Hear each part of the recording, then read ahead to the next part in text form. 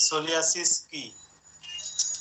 শরীরের স্থানে স্থানে অস্বাভাবিক চর্ম উদ্ভেদ, যার থেকে চলটা বা ভুসির মতো পাতলা আবরণ উঠে, তাতে চুলকানি হতেও পারে, আবার নাও হতে পারে। এরূপ ক্রনিক ও অটো ইমিউন প্রদাহযুক্ত চর্মরোগকে সোরিয়াসিস বলে। এই রোগটি শরীরের নির্দিষ্ট কয়েকটি স্থানে বা সমস্ত শরীরে আক্রান্ত হয়। আক্রান্ত স্থানে তাকালে গা শিউরে ওঠে। সাধারণত 21 থেকে 28 দিনের মধ্যে নতুন চর্ম কোষ উৎপন্ন হয় এবং পুরাতন কোষ ঝরে পড়ে। কিন্তু সোরিয়াসিসে আক্রান্ত স্থানের চর্মকোষ 2 থেকে 6 দিনে পরিবর্তন হয়, বিধায় আমরা চলটা বা ভুসির মতো পাতলা আবরণ দেখতে পাই। সোরিয়াসিস কতটা ঝুঁকিপূর্ণ?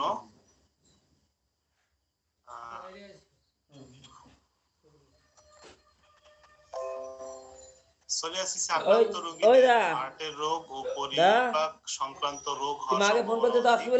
তবে হোমিওপ্যাথি চিকিৎসা নিলে এই ঝুঁকি অনেকাংশে কমে যায়। সোরিয়াসিসে আক্রান্ত রোগীদের মধ্যে 30% রোগীর আর্থ্রাইটিস বা জয়েন্টে প্রদাহ ও অকেজো হতে দেখা যায়। তবে হোমিওপ্যাথি চিকিৎসা নিলে এই ঝুঁকি অনেকাংশে কমে যায়। গবেষণায় দেখা গিয়েছে এই রোগটির সাথে জিনগত মানে বংশগত সম্পর্ক রয়েছে এবং আক্রান্তের পরিবারের 2-1 সদস্যের মাঝেও এই রোগ বিস্তৃত হতে পারে। পৃথিবীর মোট জনসংখ্যার 3% মানুষ সোরিয়াসিসে আক্রান্ত। 2 বাংলার ব্যাপক সংখ্যক মানুষ সোরিয়াসিস রোগে আক্রান্ত। শুধু আমেরিকাতেই 60 লক্ষ মানুষ সোরিয়াসিসে আক্রান্ত। বাংলাদেশ ও ভারতের সামাজিক প্রেক্ষাপটে এই রোগে আক্রান্ত অসহায় রোগীদের সাথে মানুষ তেমন মিশতে চায় না। অনেকের সংসার ভেঙে যাওয়ার মতো ঘটনাও ঘটে। বিগত 30 বছরের পরিসংখ্যানে দেখা গিয়েছে এই রোগে আক্রান্তের সংখ্যা ক্রমান্বয়ে বৃদ্ধি পাচ্ছে। সোরিয়াসিসের প্রকারভেদ এই এখন ছবিগুলো দেখলে বুঝতে পারবেন।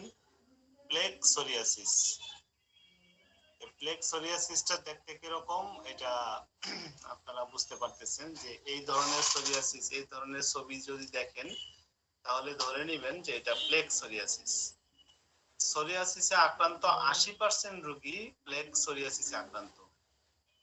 এর বৈশিষ্ট্য হলো লালচে প্রদাহিত চর্ম উদ্ভিদের উপরে সিলভার বা সাদা বর্ণের আবরণ, চলটা বা আঁশ উঠে, সাধারণত হাতের কনুই, হাঁটু, মাথা ও পিঠের নিচের দিকে প্লেগ সোরিয়াসিস হতে দেখা যায়।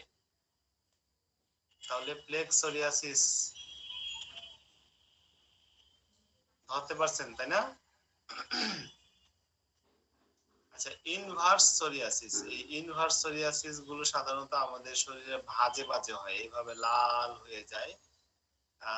ইনভার্স সোরিয়াসিস, ইনভার্স সোরিয়াসিস সাধারণত বগল, কুচকি, স্তন, জননেন্দ্রিয় ও নিতম্বের ভাঁজ সহ শরীরের বিভিন্ন ভাঁজে দেখা দেয়।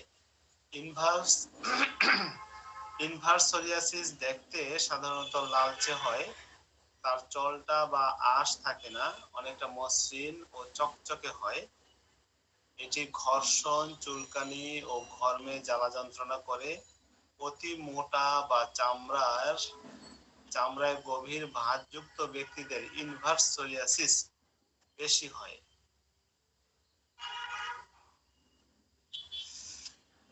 ইরিথ্রোডার্মিক সোরিয়াসিস, ইরিথ্রোডার্মিক সোরিয়াসিসটা দেখলে একটা ভয়ঙ্কর ব্যাপার। আপনারা যে দেখতে পাচ্ছেন ইরিথ্রোডার্মিক সোরিয়াসিস, ওই সাইকেলকে ঢাকনা দিছে রে শুভ, তুই দিলি। ইরিথ্রোডার্মিক সোরিয়াসিসের বিশেষত্ব হলো এটি লালচে প্রদাহিত ও শরীরের অনেকটা স্থান জুড়ে হয়, অর্থাৎ যেখানে হবে একেবারে অনেক বড় জায়গা জুড়ে হবে। প্লেগ সোরিয়াসিসের পরবর্তী স্টেজেও এটি হয়। এটা থেকে চলটা বা স্রাব ঝরে, এতে প্রচন্ড চুলকানি ও ব্যথা হতে পারে। ইরিথ্রোডার্মিক সোরিয়াসিস শরীরের রাসায়নিক ভারসাম্যহীনতা সৃষ্টি করতে পারে এর ফলে শুভ, শরীরের প্রোটিন তো ও সাইকেল ডাকতে আবার ফ্লুইড আসতে হবে নাকি? ক্ষতিগ্রস্ত করে, সাইকেল ডাকতে তার আবার ধারণ এই ক্ষমতা করতে আসতে হবে বিনষ্ট ভিজিট? করে, যার ফলে রোগীর শ্বাস রোগ, কম্পন ও কাঁপুনি, অনিয়ন্ত্রিত অনিয়ন্ত্রিত তাপমাত্রা, নিউমোনিয়া, হার্ট ফেলিওর সহ নানান ধরনের রোগ হতে পারে। গাউটেড সোরিয়াসিস, এই যে ছবিতে দেখতেছেন গাউটেড সোরিয়াসিস গুলো কেমন হয়। গাউটেড সোরিয়াসিস সাধারণত শিশু বা যুবক বয়সে হতে দেখা যায়। এটি লাল ছোট ছোট স্পটের মতো হয়, চামড়া মোটা হয়ে ওঠে, প্লাক সোরিয়াসিসের মতো চলটা ওঠে। এর ফলে পরবর্তীতে ঊর্ধ্ব শ্বাসযন্ত্রের অসুস্থতা, স্ট্রেপ্টোকক্কাল প্রদাহ, টনসিল প্রদাহ, স্ট্রেস বা টেনশন দেখা দিয়ে রোগটি চাপা পড়তে পারে, আবার পর্যায়ক্রমিকভাবে ফিরে আসতে পারে।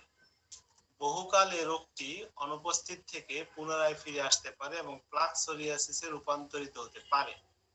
অর্থাৎ গাউটেড সোরিয়াসিসটা, এটা হয়তো প্রথমে কিছুদিন হলো হয়ে এটা থেমে যাবে, অর্থাৎ এটা হয়তো আর থাকবে না, মানে ভালো হয়ে গেছে, হয়তো একটু মলম দিচ্ছেন বা হয়তো কিছু খাইছেন, ভালো হয়ে গেছে, রোগী তো খুব খুশি, মলমের খুব প্রশংসা, কিন্তু কিছুদিন মানে কয়েক বছর পরে এই রোগটা আবার এই রোগে রূপান্তরিত হতে পারে।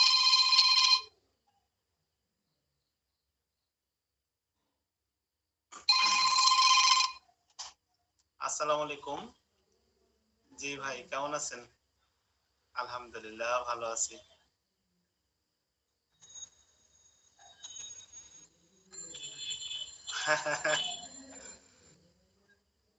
হ্যাঁ, আমি অনলাইনে একটা ক্লাস নিতেছি ভাই। হ্যাঁ, সংক্ষেপে সংক্ষেপে বলে ফেলেন।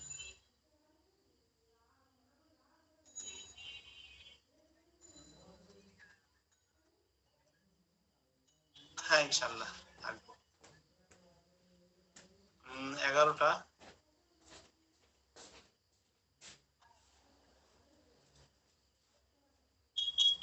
আচ্ছা ঠিক আছে, আবার আগামীকাল তো বিদ্যুৎ থাকবে না 3টা পর্যন্ত।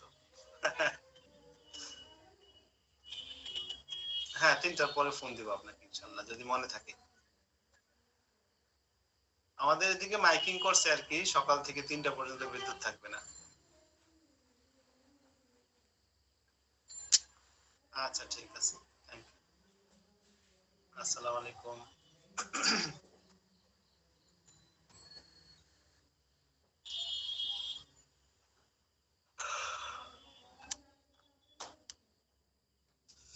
আচ্ছা, গাউটেড সোরিয়াসিস আমরা চিনলাম, এবার হলো পাস্টুলার সোরিয়াসিস, সব থেকে ভয়ঙ্কর সোরিয়াসিস এটা। পাস্টুলার সোরিয়াসিসে আক্রান্ত 5% রোগী, সোরিয়াসিসে আক্রান্ত 5% রোগী পাস্টুলার সোরিয়াসিসের অন্তর্গত। এটি শরীরের নির্দিষ্ট স্থানে সাদা সাদা পুঁজ বটিকা বা ফোস্কা উৎপন্ন করে, তার চারিদিকে লালচে চামড়া থাকে, এটি শরীরের অন্যান্য স্থানে দ্রুত ছড়িয়ে যায় না ও অন্যকে সংক্রমিত করে না।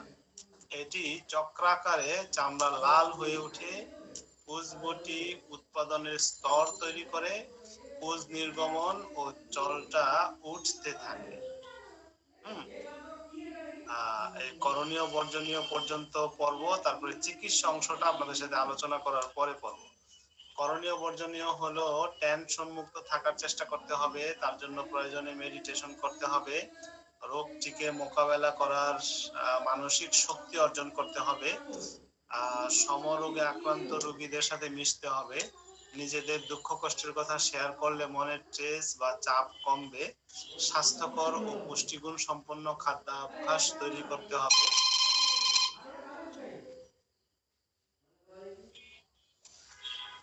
আসসালামু আলাইকুম।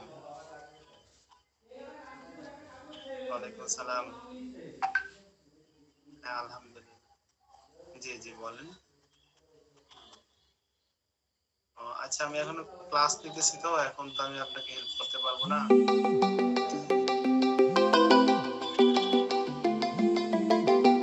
হ্যাঁ, কালকে 11টার দিকে ফোন দিবেন, হ্যাঁ।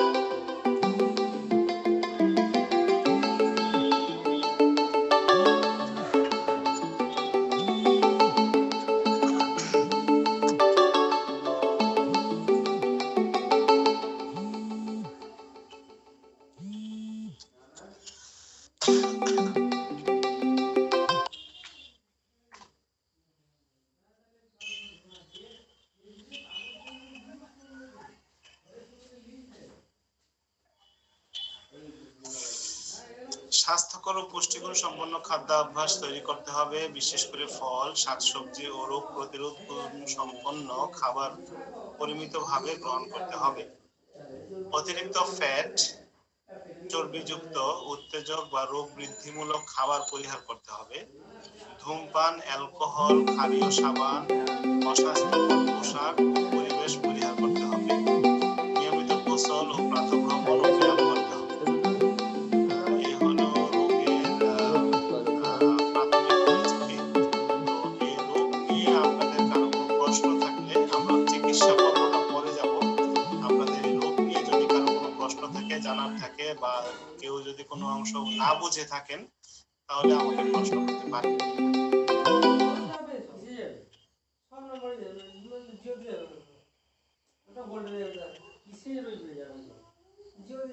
আছেন কেউ?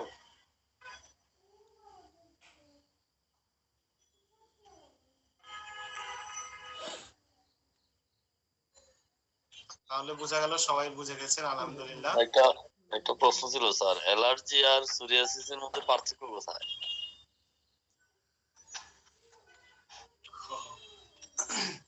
অ্যালার্জি হলো এটা হলো ব্লাডের একটা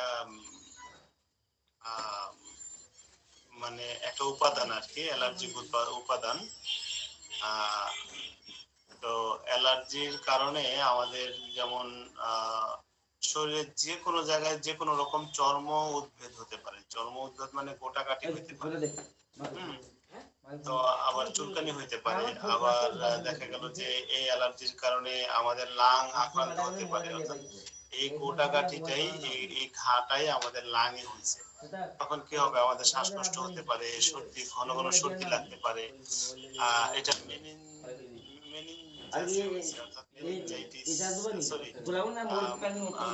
বলে এটাকে,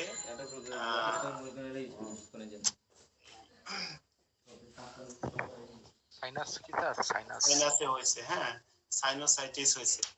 তো এই যে এটাও তো একরকম ঘা, অর্থাৎ নামের জায়গার পরিবর্তনে, অর্থাৎ একই ঘা যদি শরীরের বিভিন্ন জায়গায় হয় তাহলে নাম পরিবর্তন হয়ে যায়। হ্যাঁ, একই ঘা যদি বিভিন্ন রূপ নিয়ে আসে তাহলে নাম পরিবর্তন হয়ে যায়। তো কিরকম, লিভারে যদি কারো ইনফ্লামেশন হয় তাহলে সেটাকে আমরা বলতেছি কি লিভার ইনফ্লামেশন বা লিভার সিরোসিস। যদি কারো কিডনিতে হয় তাহলে নেফ্রোসিস, লাঙে হলে প্লুরিসি, ঠিক আছে, তারপরে অ্যাজমা, এই ধরনের।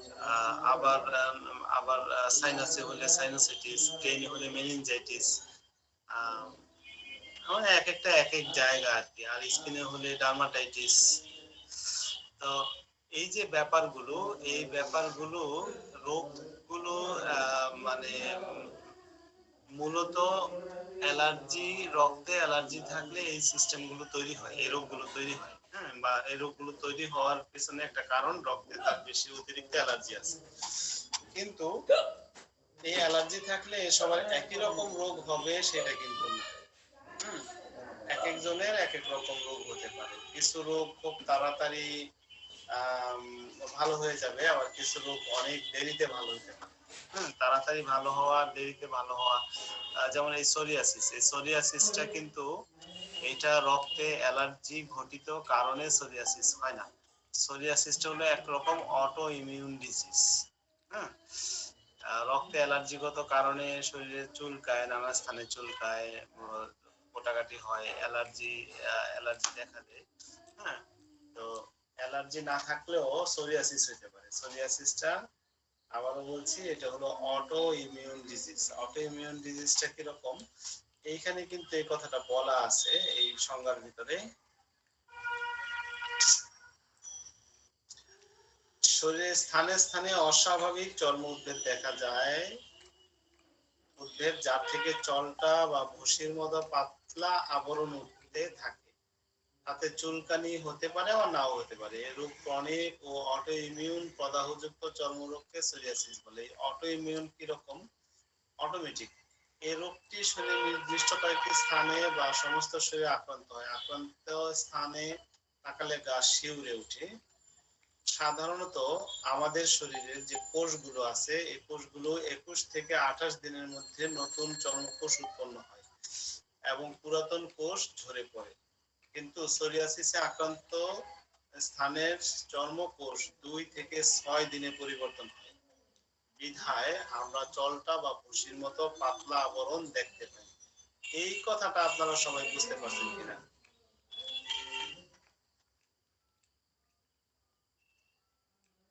এটার অর্থ তো মানে এরকম যে 21 থেকে 28 দিনটা হচ্ছে স্বাভাবিক সুস্থ চর্মের নতুন ভাবে তৈরি হওয়া এবং ঝরে পড়ার কি একটা সাইকেল। কিন্তু সোরিয়াসিস আক্রান্ত হলে তখন এই জিনিসটা 21 থেকে 28 দিন পর্যন্ত এত দীর্ঘ সময় না নিয়ে খুব অল্প সময়ের মধ্যে দ্রুত তৈরি হচ্ছে এবং ঝরে পড়ছে। বিষয়টা কি এরকম স্যার?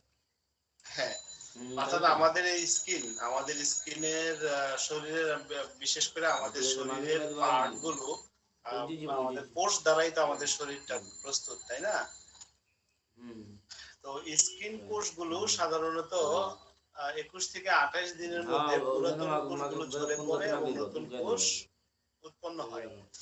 তো এজন্যই দেখা যায় যে আমাদের চামড়ার মধ্যে ডলা দিলে আমরা ময়লা পাই। কেন? ওই পুরাতন কোষগুলো নষ্ট হয়ে গেছে, আবার ভিতর থেকে নতুন কোষ উঠতেছে। আবার দেখা যায় যে আমরা আমাদের শরীরের মাথা থেকে মাঝে মধ্যে টুসু হয়, সেটা আবার আবার রিকভার হয়ে যায়। আমরা যে গোসল করি, প্রস্রাব করি, পায়খানা করি, এর মধ্যে থেকে প্রচুর কোষ আমাদের কিন্তু শরীর থেকে ভিতরে ইন্টারনাল কোষগুলো বের হয়ে যায়। প্রস্রাব, পায়খানা, তারপরে নাক দিয়ে, মুখ দিয়ে, গলা দিয়ে আমাদের ইন্টারনাল কোষগুলো বের হয়। আর এই যে গোসল, কাপড়ের ঘষা, হাতের ঘষা, এগুলোর মাধ্যমে আমাদের স্কিনের কোষগুলো, পুরাতন কোষ যেটা মরে গেছে সেই কোষগুলো ঝরে পড়ে। আমাদের একটা মানুষের শরীরের স্কিন কোষগুলো বা মানে স্কিন এবং ত্বকের মানে স্কিন এবং মানে পেশির কোষ অর্থাৎ মাংস পেশির কোষগুলো 21 থেকে 28 দিনের মধ্যে পুরাতন কোষটা মরে যাবে এবং সেখানে সেই জায়গায় নতুন কোষ উৎপন্ন হবে। তাহলে হিসাব করে দেখেন প্রচুর পরিমাণে কোষ কিন্তু আমাদের প্রতিদিন মরতেছে, কিন্তু আমরা টের পাচ্ছি না, আমরা বুঝতে পারতেছি না আসলে যে কোষ মরতেছে। হ্যাঁ, কেন কেন পাচ্ছি না? কারণ এই যে 21 থেকে 28 দিনের মধ্যে এগুলো ঝরে পড়তেছে এবং এগুলো আমাদের গোসল করা, খাওয়া দাওয়া, চলাফেরা, প্রস্রাব পায়খানার মাধ্যমে এগুলো আমাদের শরীর থেকে বের হয়ে যাচ্ছে। কিন্তু কারো যদি এই জায়গায় একটা এই হয়, সোরিয়াসিস হয়, ধরুন একটা সোরিয়াসিসের প্যাচ হলো, ধরুন কারো এইরকম একটা সোরিয়াসিস হলো, প্লেক সোরিয়াসিস, এরকম একটা প্যাচ হলো। হ্যাঁ, তো এই প্যাচটা থেকে এই যে দেখেন সাদা ভুসির মতো উঠতেছে। হ্যাঁ, তো এখানে ভুসির মতো আমরা কেন দেখি? এটা উঠতেছে কেন, মানে কি কারণে আমরা দেখি? এই কোষগুলো তো সাধারণত 21 থেকে 28 দিনের মধ্যে মরে গিয়ে নতুন করে উঠার কথা ছিল। হ্যাঁ, কিন্তু এই আক্রান্ত এই জায়গার কোষগুলো দেখা গেল যে 2 দিন বা 3 দিন বা 4 দিনে মরে যাচ্ছে। 2 দিন বা 3 দিনে যদি কোষগুলো মরে যায়, এটা 28 দিনে বা 21 দিনে মরে গেলে তো আমরা দেখি না, কারণ গোসলের সাথে আমরা যে সাবান ইউজ করি বা শরীর ঘষাঘষি করি এর মধ্যে থেকে চলে যায়। কিন্তু 2 দিনে যখন এই পুরাতন কোষ নতুন কোষটা জন্ম নেয় 2 দিনের ভিতরে মরে যায়, আবার ভিতর থেকে জন্ম নিচ্ছে 2 দিনের ভিতরে মরে যাচ্ছে, কোষের জায়গাটা ফিল আপ করে ফেলবে। এটা আমাদের অটো একটা ইমিউন, আমাদের শরীরের একটা অটোমেটিক সিস্টেম। হ্যাঁ, যে পুরাতন কোষটা মরে যাবে, নতুন কোষ জন্ম নেবে, এটা অটোমেটিক সিস্টেম। অর্থাৎ এক জায়গাটা সে খালি রাখবে না, জায়গাটাকে সে ফিল আপ করে ফেলবে। এখন পুরাতন কোষটা তো 2 দিনের ভিতরে মরে যাচ্ছে, মরে গিয়ে আবার আরেকটা কোষ হচ্ছে, আবার মরে যাচ্ছে, আবার কোষ হচ্ছে। এই জন্য এই চলটা গুলো আমরা দেখতে পাই, আরে খুব দ্রুত রেপিডলি চলটা উঠতেছে। হ্যাঁ, যার ধরেন মাথায় খুশকি আছে, সকালে আশ্রাইলে অনেকগুলো খুশকি পাওয়া গেছে, বিকালে আশ্রাইলেও অনেকগুলো খুশকি পাওয়া যায়, আবার এত খুশকি কোথায় থেকে আসে? এটাও একরকম সোরিয়াসিস। এই অটো ইমিউন এই সিস্টেমটা অত্যন্ত জটিল একটা সিস্টেম। অর্থাৎ আমাদের যে জেনেটিক কোড, হ্যাঁ, অর্থাৎ আমাদের কোষের যে জেনেটিক কোড গুলো আছে সে কোডগুলো সে ভুলে যায়, কারণ সে তার এখানে কোড থাকার কথা ছিল কি সে 21 দিন বেঁচে থাকবে বা 25 দিন বেঁচে থাকবে, তো সে 25 দিন বেঁচে না থেকে সে 2 দিনের মধ্যে মারা যাচ্ছে। তাহলে এই কোর্সটা কিন্তু জিনিসটা কিন্তু খুব সহজ না। হুম।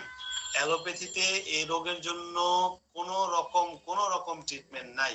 হ্যাঁ, যাই আছে ওরা স্টেরয়েড দিয়ে রোগীকে সাময়িক উপশম দেয় বা মলম দিয়ে রোগীকে বলে যে হ্যাঁ দেখো দেখো তুমি ভালো হয়ে গেছো, আসলে কিন্তু সে সাপ্রেসড করে বলতেছে দেখো দেখো ভালো হয়ে যাচ্ছে। এটা একরকম ধোঁকা। হুম। হোমিওপ্যাথিতে এটা ট্রিটমেন্ট আছে, তাও কত পার্সেন্ট ট্রিটমেন্ট আছে? 10 জনের মধ্যে মাত্র 6 জন রোগী আপনি ভালো করতে পারবেন, সম্পূর্ণ আরোগ্য করতে পারবেন।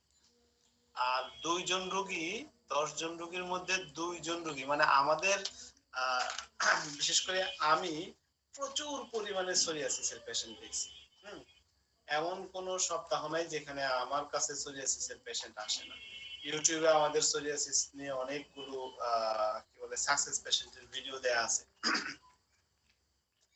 সে অভিজ্ঞতা থেকে আমি বলতে পারি যে 6 জনের বেশি ভালো করা কঠিন। 10 জনের মধ্যে 6 জন, 60% বেশি ভালো করা কঠিন। আর 20% এমন কিছু পেশেন্ট আছে যারা দেখা যাবে যে অনেকটা ভালো হবে, ভালো হয়ে আর হবে না। হ্যাঁ, বা অনেকটা ভালো হয়ে আবার বাড়বে, বা মানে আগের সমান না, আগের থেকে কম, তারপরে আর ভালো হচ্ছে না, আর এটাকে কিছু কোনো কোনো অবস্থাতে কন্ট্রোল করা যাচ্ছে না। এই 20% কিন্তু এমন হয়। আর 20% কোনো ফলাফলই পাবে না। অত্যন্ত জটিল এবং কঠিন, এবং এই ব্যাপারে যদি কোনো অভিজ্ঞ ডাক্তার না হয় সে অবশ্যই খেয়ে হারায় ফেলবে এবং সে অবশ্যই রোগীকে আম, আম, ব্যর্থ হয়ে যাবে। বিশেষ করে হোমিওপ্যাথি ডাক্তাররা, আর অ্যালোপ্যাথি ডাক্তাররা তো কখনোই পারবে না। তাদের কাছে তারা নিজেরাই বলে এটার কোনো ট্রিটমেন্ট নেই, স্টেরয়েড দিয়ে মলম দিয়ে এটাকে সাপ্রেস্ট করে রাখে যতদিন রোগী ভালো থাকে আর কি। সৈয়দ আবুজর গিফারি মনে হয় কি বলে আমার কথা বুঝতে পারছেন যে এটা অ্যালার্জি, অ্যালার্জি আর সোরিয়াসিসের মধ্যে পার্থক্য কি? জি স্যার, বুঝতে পারছি। আচ্ছা, আর কারো কোনো প্রশ্ন আছে এই রোগ সম্পর্কে? প্রশ্ন না থাকলে আমরা চিকিৎসা বিষয়ে চলে যাব। আর এইটার কি কোনো মানে ক্লিনিক্যাল কোনো কারণ আছে যে এটা মানে ওইটা হয়তো রসটা পরীক্ষা করে বা ওই ধরে যায় স্কিন পরীক্ষা করে কোনো ব্যাকটেরিয়া বা ভাইরাস পাওয়া যায়, এরকম কোনো কিছু কি স্যার আছে নাকি? এটা স্কিন জানার পরীক্ষা জন্য। করে, স্কিন পরীক্ষা করে এটা ল্যাব টেস্টে এটার পরীক্ষা আছে, স্কিন পরীক্ষা করে এটা ধরা পড়ে। আর সাধারণত এটা খালি চোখে বোঝা যায়। স্যার এই যে সোরিয়াসিসে যে মলম ব্যবহার করা, এটা তো বললেন যে এটা নীতির বিরুদ্ধে, তো স্যার এটা মলম ইউজ করার পরে সাময়িকভাবে উপকার হয়, কিন্তু এই মলম ইউজ করার পরে কি কোনো নেগেটিভ, মানে মলম ইউজের জন্য কি কোনো অন্য কোনো সমস্যা হবে কিনা, এরকম কিছু জানা যায়? হ্যাঁ, যখন এটাকে স্টেরয়েড দেওয়া হয়, হ্যাঁ, অর্থাৎ এখানে এটার মেইন ঔষধই হলো স্টেরয়েড মলম অথবা স্টেরয়েড ইনজেকশন। হুম। তো এই জাতীয় মেডিসিন গুলো আমাদের শরীরের অটো ইমিউন সিস্টেমটাকে সম্পূর্ণ মানে পরিপূর্ণভাবে ক্ষতিগ্রস্ত করে, অটো ইমিউন সিস্টেমটাকে সে ভুলাইয়া দেয়। হ্যাঁ, অটো ইমিউন সিস্টেমটা তার সিস্টেমটাকে কোডিংটাকে সে ভুলাইয়া দেয় কিছুদিনের জন্য। তারপর আবার সে সে আগের কোডিংটা সে ধরতে পারে এবং আবার নতুন করে হয়। এই যে ব্যাপারটা মেডিসিনের মাধ্যমে এই ঘটনাটা যদি বারবার করানো হয় তাহলে তার লিভার, কিডনি, তারপর তার শরীরের নানান রকম রোগ সৃষ্টি হতে পারে।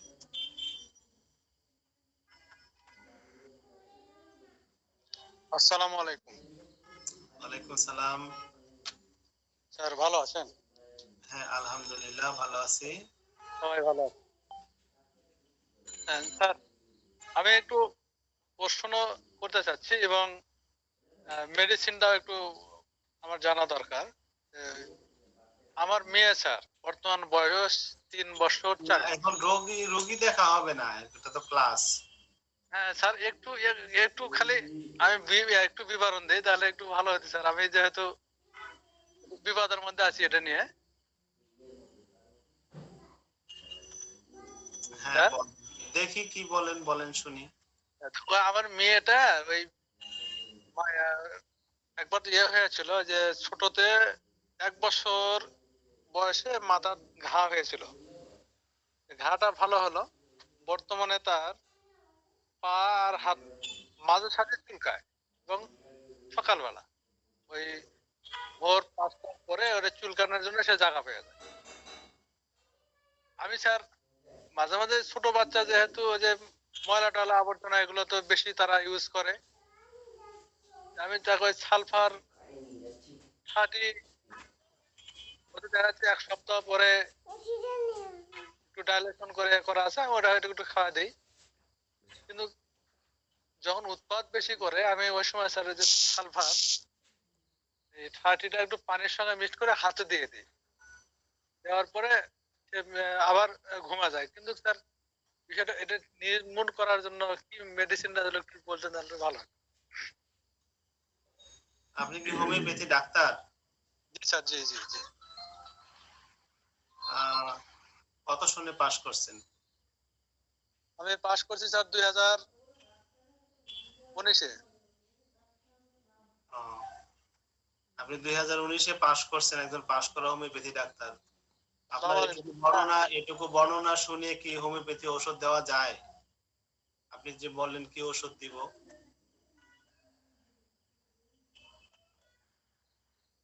আপনি যেটুকু বর্ণনা দিচ্ছেন এটুকু বর্ণনায় কি একটা ওষুধ আসে?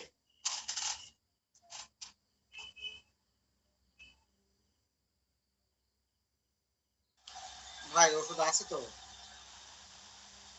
জি, বুঝি ওষুধ আছে তো? ভাই তো নিজেই বলে যে সালফার ইউজ করে, কিন্তু সে তো মানে কেস টেকিংটা তো ভালোভাবে বোধহয় সে এখনো করে নাই, যার কারণে সেই কথাটা বলছে। অর্থাৎ একটু অনভিজ্ঞতার একটু পাওয়া গেছে। ওইটাই। আচ্ছা ঠিক আছে, তো করবো না, এইভাবে ডাক্তারি হবে না। অর্থাৎ মূলত কথা হলো, আমি এটা আপনি মনে কিছু নিয়েন না, আমাদের সমাজে হোমিওপ্যাথি কলেজ থেকে পাশ করলে আমরা মনে করি ডাক্তার।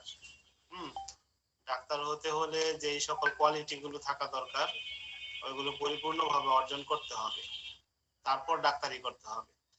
আপনার বাচ্চাকে আপনি সালফার দিচ্ছেন, কিছুদিন পর পরই 30 দিচ্ছেন, এবং কিছুদিন পর পর বাচ্চাকে সালফার 30 দিলে বাচ্চার তো ক্ষতিও হতে পারে, একটু পরে পরে তাই না?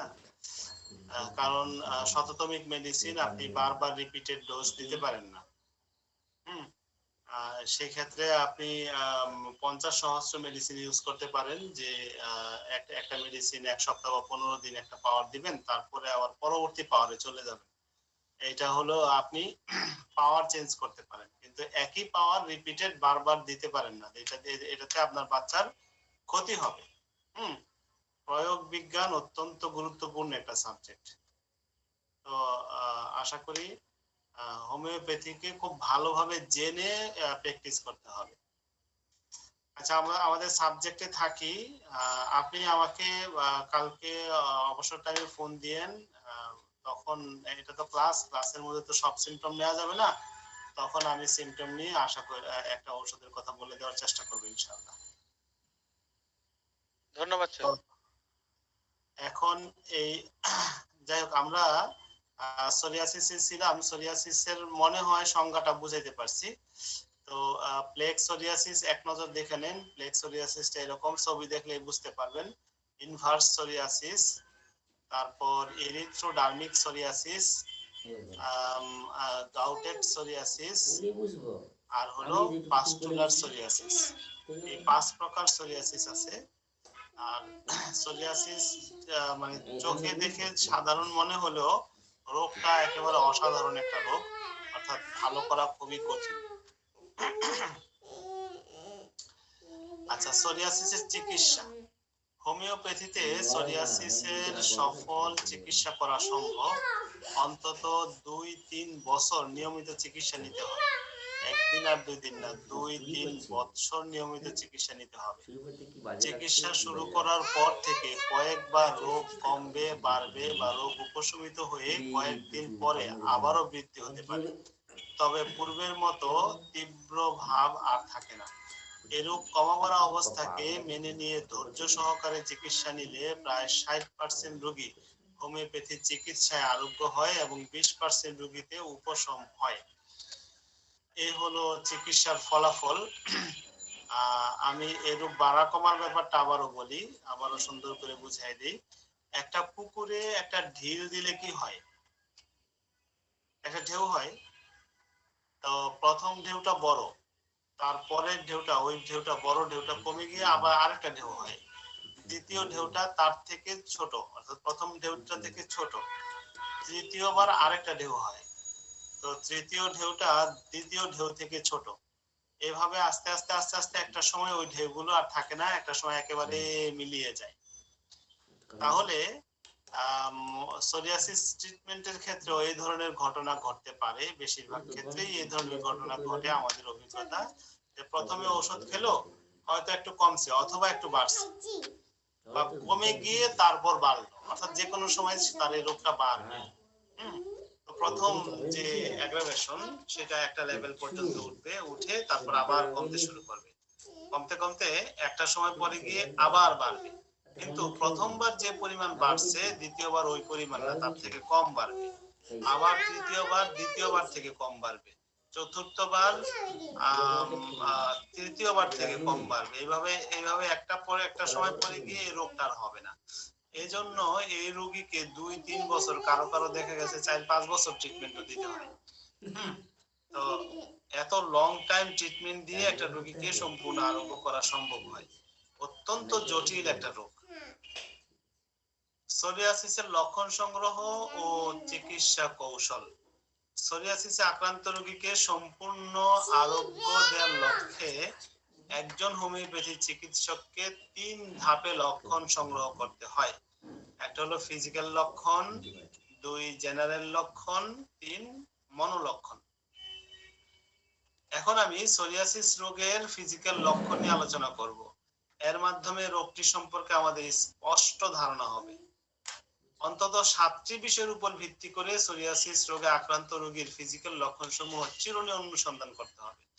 আচ্ছা, এখানে আমি শুধু ফিজিক্যাল লক্ষণ নিয়ে আলোচনা করব, জেনারেল লক্ষণও কথা বলবো না, মনোলক্ষণও কথা বলবো না, কারণ এর কোনো নির্দিষ্টতা নেই। একজন মানুষের জেনারেল লক্ষণ যে কোনো সময় যে কোনো জায়গা থেকে হতে পারে, কিন্তু সোরিয়াসিস হলে এই 7টা বিষয়কে আমাকে মনে রাখতে হবে। এই 7টা বিষয়, যেমন সোরিয়াসিস চর্মরোগ সংক্রান্ত সাধারণত 42টা লক্ষণ রেপার্টরিতে পাওয়া যায়। এই রেপার্টরি 42টা লক্ষণ তো আমাদের পড়তে হবে। এছাড়াও চলটা ওঠা, কারণ আমরা এখানে দেখেছি যে সোরিয়াসিসের মধ্যে চলটা ওঠে, হ্যাঁ, ভুসির মতো উঠে বা সোনালী আঁশের মতো উঠে, মানে রূপালী আঁশের মতো উঠে। তো এই যে এই আবরণ, চলটা, ছাল ওঠা সম্পর্কিত লক্ষণ, এই লক্ষণগুলো আমাদের মানে জানতে হবে যে এই লক্ষণগুলো আমরা কিভাবে শিখব। তারপর সোরিয়াসিস তো একরকম উদ্ভিদ, ইরাপশন সংক্রান্ত লক্ষণগুলো জানতে হবে। তারপরে হলো ইচিং, চুলকানি সম্পর্কিত লক্ষণগুলো জানতে হবে। নখ সম্পর্কিত লক্ষণ জানতে হবে। জয়েন্টে ব্যথা সম্পর্কিত লক্ষণগুলো জানতে হবে, কারণ সোরিয়াসিসে আক্রান্ত হলে প্রায় 30% পেশেন্ট, অর্থাৎ 10 জনে 3 জন তার জয়েন্টে ব্যথা হতে পারে। তারপরে এই রোগ নিয়ে সে মানুষের সামনে যায় কি যায় না, মানুষের সামনে যাওয়াটাকে সে পছন্দ করে কি করে না, হ্যাঁ, বা মানুষের সামনে তার কতটুকু ফ্রাস্ট্রেশন। ইউজুয়ালি এটা তো হয় উচিত যে একটা মানুষের যদি একটা রোগ হয়, বিশেষ করে স্কিন রোগ হয়, এই বাংলাদেশের প্রেক্ষাপটে একটা মানুষের সামনে এই রোগটাকে প্রকাশ্যে রাখার ব্যাপারে সে অত্যন্ত লজ্জা পাবে। কিন্তু তার এই বিষয়টা স্বাভাবিক পর্যায়ে পড়বে না অস্বাভাবিক পর্যায়ে পড়বে, এই সম্পর্কিত লক্ষণ অনুসন্ধান করতে হবে। তার মাইন্ডের বিষয়টাকেও আমাদের এখানে কনসিডার করতে হবে। তো আমরা যদি এতগুলো বিষয় শিখতে যাই, আমাদের এই আজকের এই একটা ক্লাসে হবে না। তা আজকে আমরা, কারণ একটা সাবজেক্ট আমরা ইনশাআল্লাহ শেষ করব, হ্যাঁ, এই সাবজেক্টটা আমরা 2 দিনে পড়বো, আগামী ক্লাসেও এই লক্ষণগুলো পড়বো। আজকে আমরা এই 42টা লক্ষণ পড়ি, দেখি সোরিয়াসিস সংক্রান্ত 42টা লক্ষণ কি কি লক্ষণ আছে। আমরা রেপার্টরি থেকে পড়ি।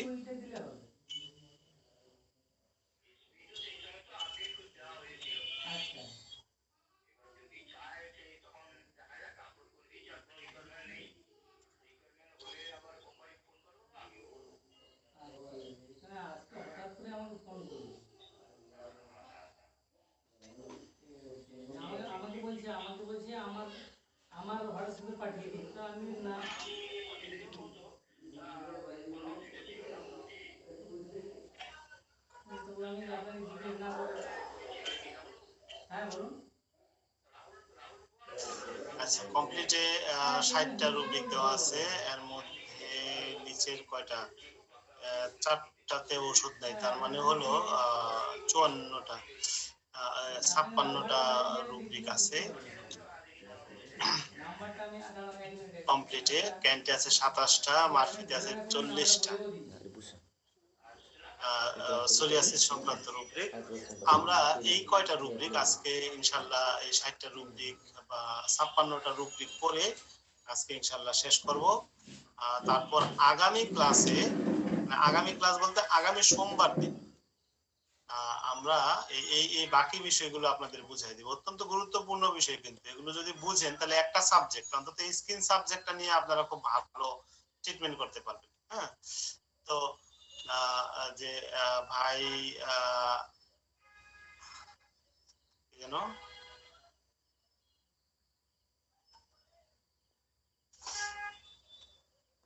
ওই বাচ্চা নিয়ে যে কথা বলছিল, হ্যাঁ হ্যাঁ, সে রেসপন্স করলেই তো হয় একটু।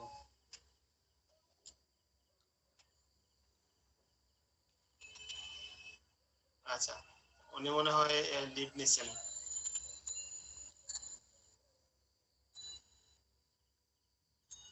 আচ্ছা, এখানে ইরাপশন সোরিয়াসিস, সোরিয়াসিসের 168টা মেডিসিন রয়েছে। হ্যাঁ, আর্সেনিকাম অ্যালবাম, আর্সেনিকাম আয়োড, এটা কি, বারবেরিস, একুয়াফুলিয়াম, ক্লিমেটিসিরেক্টা। তো এই মেডিসিন গুলো দেখেন, এই মেডিসিন গুলো সুপার গ্রেড মেডিসিন রয়েছে অনেকগুলো। কয়টা মেডিসিন রয়েছে সুপার সুপার গ্রেড, এই যে কয়টা মেডিসিন,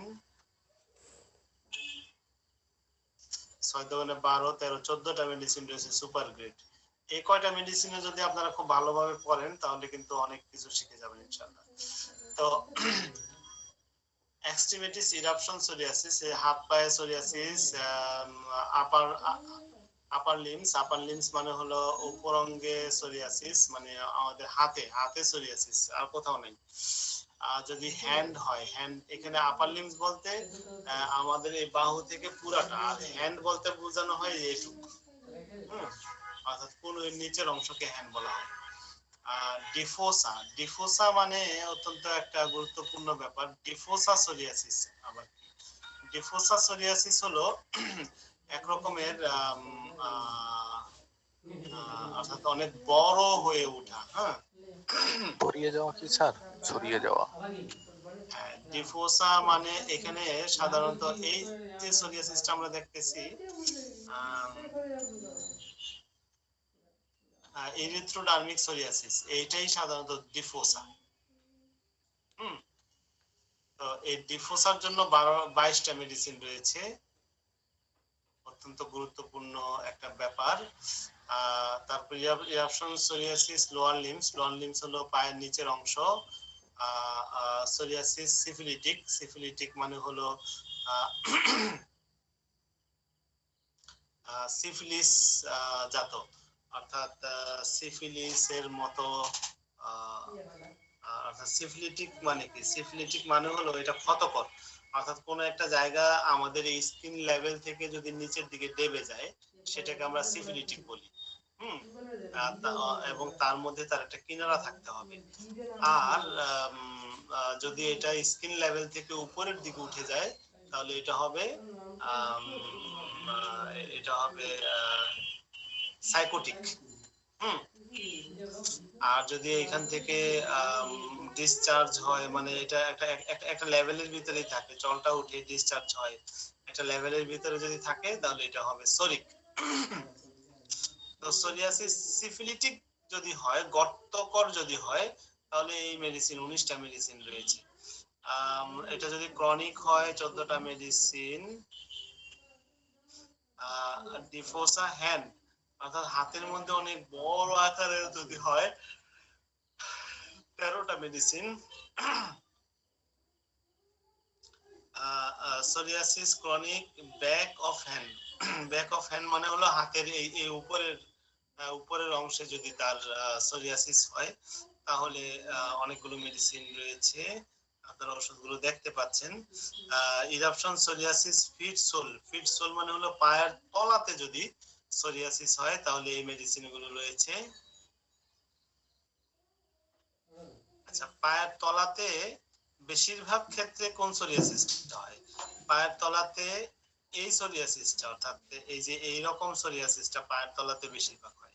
এই যে দেখেন, এই ওনার এই পায়ের তলাতে, হাতের তলাতে এই ধরনের সোরিয়াসিসটাই বেশিরভাগ হয়।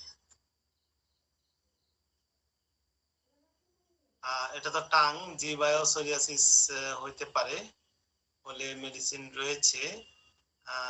ফেসে সোরিয়াসিস হলে 11টা মেডিসিন রয়েছে।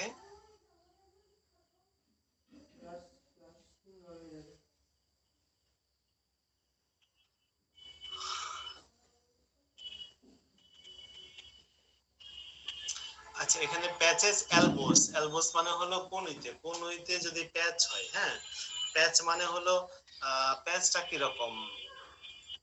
আমরা এইখানে যে এই জিনিসটা দেখতেছি, এটা প্যাচ, হ্যাঁ, এই যে এইটাও প্যাচ। তো এগুলোকে প্যাচ বলে আর কি। তো প্যাচেস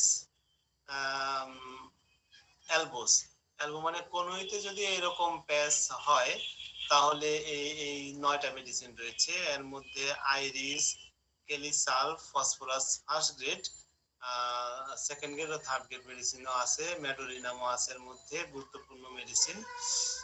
আচ্ছা, এটা ফিঙ্গারে হলে 7টা মেডিসিন, হ্যান্ড ব্যাক হলে 6টা মেডিসিন।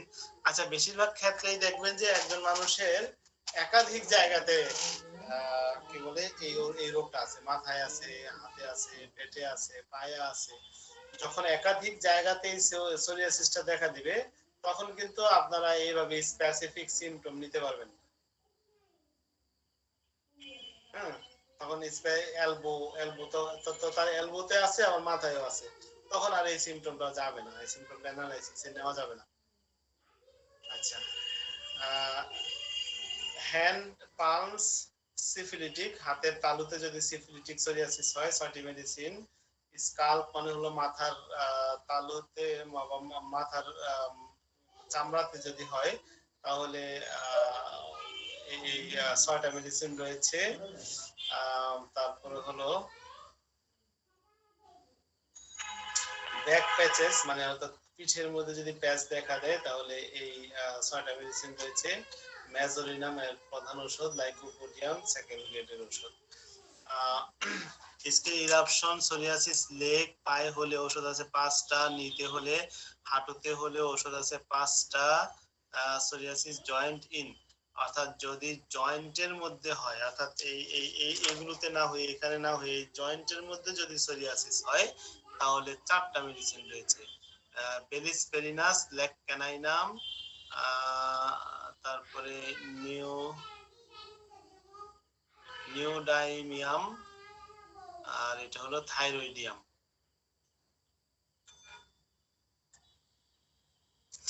আর থাইরয়েডের প্রভাবে কিন্তু সোরিয়াসিস হয়। এলবো মানে কি, কনুইয়ের মধ্যে যদি হয়, 4টা মেডিসিন রয়েছে। হ্যান্ড ব্যাক সিফিলিটিক, এটা এর আগে পড়ানো হয়েছে। ফোরআর্ম মানে হলো এই সামনের কনুই থেকে এই পর্যন্ত পুরো হাতটাকে বলা হয় ফোরআর্ম। তারপর হলো পেনিসের মধ্যে যদি সোরিয়াসিস হয়, 3টা মেডিসিন রয়েছে। সিপিয়া, তারপরে হলো রেডিয়াম ব্রোমাইটাম, গ্রাফাইটিস। এখন পেনিসের মধ্যে সোরিয়াসিস হলে সিপিয়া, এই কথা কিন্তু অনেকে কল্পনাও করবে না, যারা ম্যাথমেটিকা পড়েন বিশেষ করে কল্পনাও করবে না। ওরা একটা সিদ্ধান্ত নিয়ে নিয়েছে সিপিয়া মানে মহিলাদের ওষুধ। এটা কি পুরুষের জন্য হইতে পারে? একটা ভুল ধারণার উপরে, ভুল কনসেপ্টের উপরে থেকে ওরা ভুল চিকিৎসাও করবে। আচ্ছা, eruption psoriasis finger nail about, অর্থাৎ আঙ্গুলের নখ এবং তার আশেপাশে যদি সোরিয়াসিস হয় তাহলে ওষুধ রয়েছে এর মধ্যে সিপিয়া ফার্স্ট গ্রেড আর থার্ড গ্রেড রয়েছে গ্রাফাইটিস,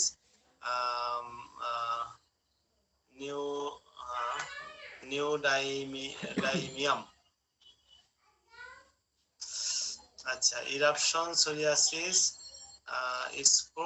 স্ক্রোটাম মানে হলো অন্ডকোষের থলি, অর্থাৎ আমাদের পুরুষের অন্ডকোষের উপরের যে উপরের যে চামড়াটা থাকে এইটাকে বলা হয় স্ক্রুটাম।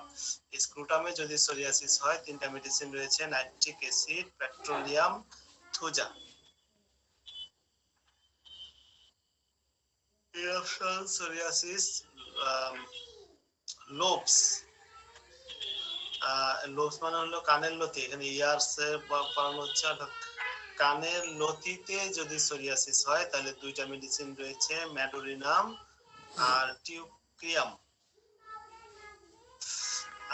ইরাপশন সোরিয়াসিস নেটস বাটক্স, নেটস মানে হলো এটাও ম্যাডোরিনাম আর হলো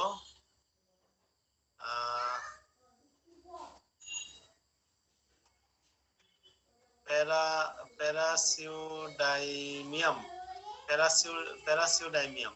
আচ্ছা, এখানে নেটস বলতে বোঝানো হয় আমাদের যে আমরা যেটাকে একেবারে গ্রাম্য ভাষায় যেটাকে পাসা বলি, পাসার একেবারে ওচা জায়গাটা, আমরা যদি পিঁড়িতে বসি, হ্যাঁ, পিঁড়িতে বসলে যেই জায়গাটা পিঁড়ির মধ্যে লাগে ওই জায়গাটাকে বলা হয় নেটস। হ্যাঁ, তো ওই নেটস ওই জায়গাটাতে যদি কারো সোরিয়াসিস হয় তাহলে কিন্তু 2টা মেডিসিন রয়েছে। হ্যাঁ, দেখবেন আপনাদের কিন্তু এই সিমটম গুলো, অর্থাৎ এই সিমটমের বিদ্যা আপনাকে অনেক অনেক জ্ঞানী করে তুলবে। যদি টোস হয়, টোস মানে হলো পায়ের আঙ্গুলে যদি হয় তাহলে 2টা মেডিসিন, রিস্ট মানে কি কবজি, কবজিতে যদি হয় তাহলে 2টা মেডিসিন, মার্কসল আর হলো Proteus. Eruption psoriasis finger second index, অর্থাৎ সেকেন্ড মানে হলো এখানে ইন্ডেক্স দিয়ে কিন্তু এটা ইন্ডেক্স মানে এটা, হ্যাঁ, আবার সেকেন্ড বলতে এটা বুঝাইছে। হ্যাঁ, যাই হোক, কিন্তু আবার কোথাও কোথাও মানে এইটা নিয়ে কিন্তু অনেক কনফিউশন। হ্যাঁ, মানে কেউ কেউ বলতেছেন এটা first, second, third, fourth, fifth মানে থাম, আবার অন্য অনেকে গণতেছেন এটা first, second, third, fourth, fifth, এভাবে গণেন, এক একজন এক এক রকম গণেন, কিন্তু এখানে সেকেন্ড দিয়ে যখন ইন্ডেক্স দেখছি আপনাকে কোনটা দেখাইতেছেন। সরি স্যার, আপনি যেটা আপনাকে দেখতে পাচ্ছি না, আপনি আঙ্গুল যেভাবে হয়তো দেখাচ্ছেন পার সেকেন্ড, ওটা তো দেখতে পাচ্ছি না।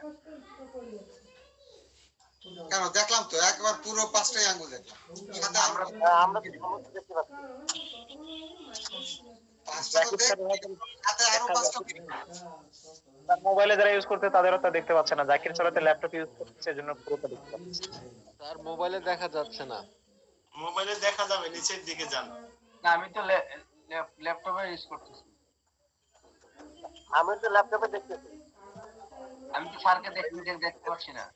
ভাই এইবার 10টা আঙ্গুল দেখাই দেন। আচ্ছা, ইরাপশন পেনিস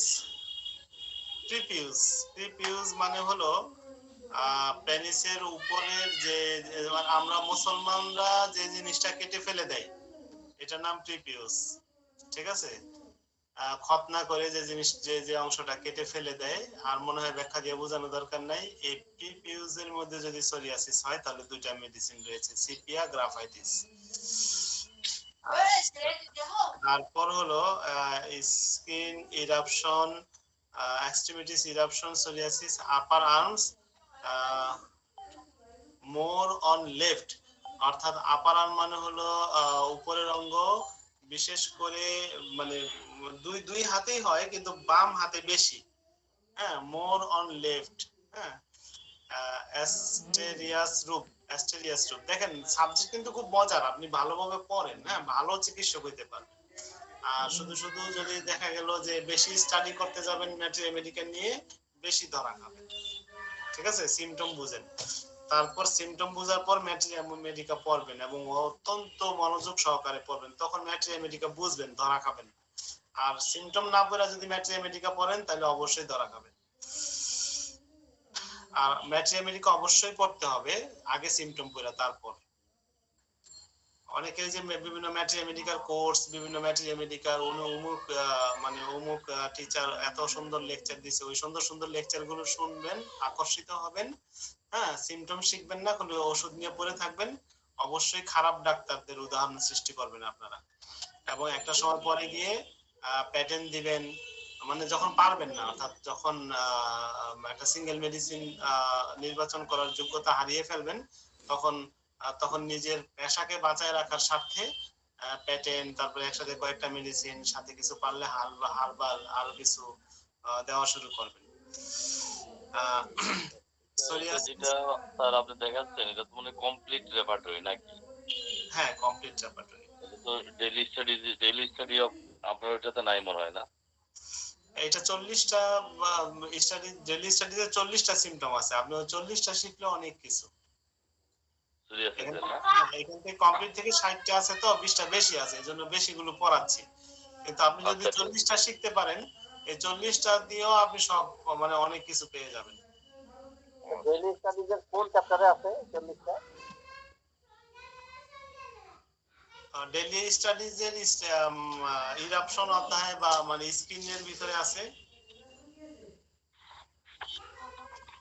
স্কিনটা ভালোভাবে পড়লে আপনারা ভালোভাবে পেয়ে যাবেন ইনশাআল্লাহ। আরেকটা ভিডিও আমার দেখতে পারেন,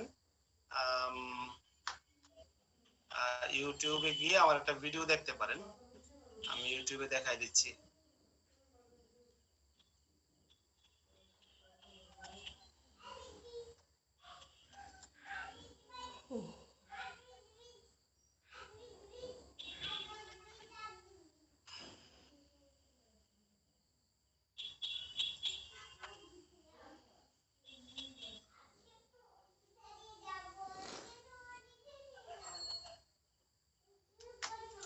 ভিডিওটা অনেক আগের করা, কোয়ালিটির দিক থেকে খুব ভালো না হইলেও কন্টেন্টের দিক থেকে অনেক ভালো। ভাই সোরিয়াসিসের উপরে যে ভিডিও ওইটা? না না, ওইটা না।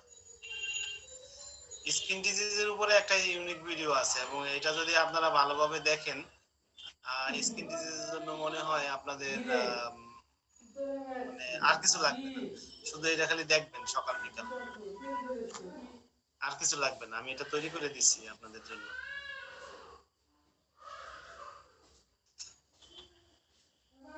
স্যার এই ভিডিওগুলো দেখতে পাবো কিভাবে স্যার? এটা না, এইটা, এই যে ইউটিউবে চর্মরোগ চিকিৎসা টিউটোরিয়াল, হ্যাঁ, এই যে এই জিনিসটা আপনারা মনে রাখেন, তাহলেই হবে।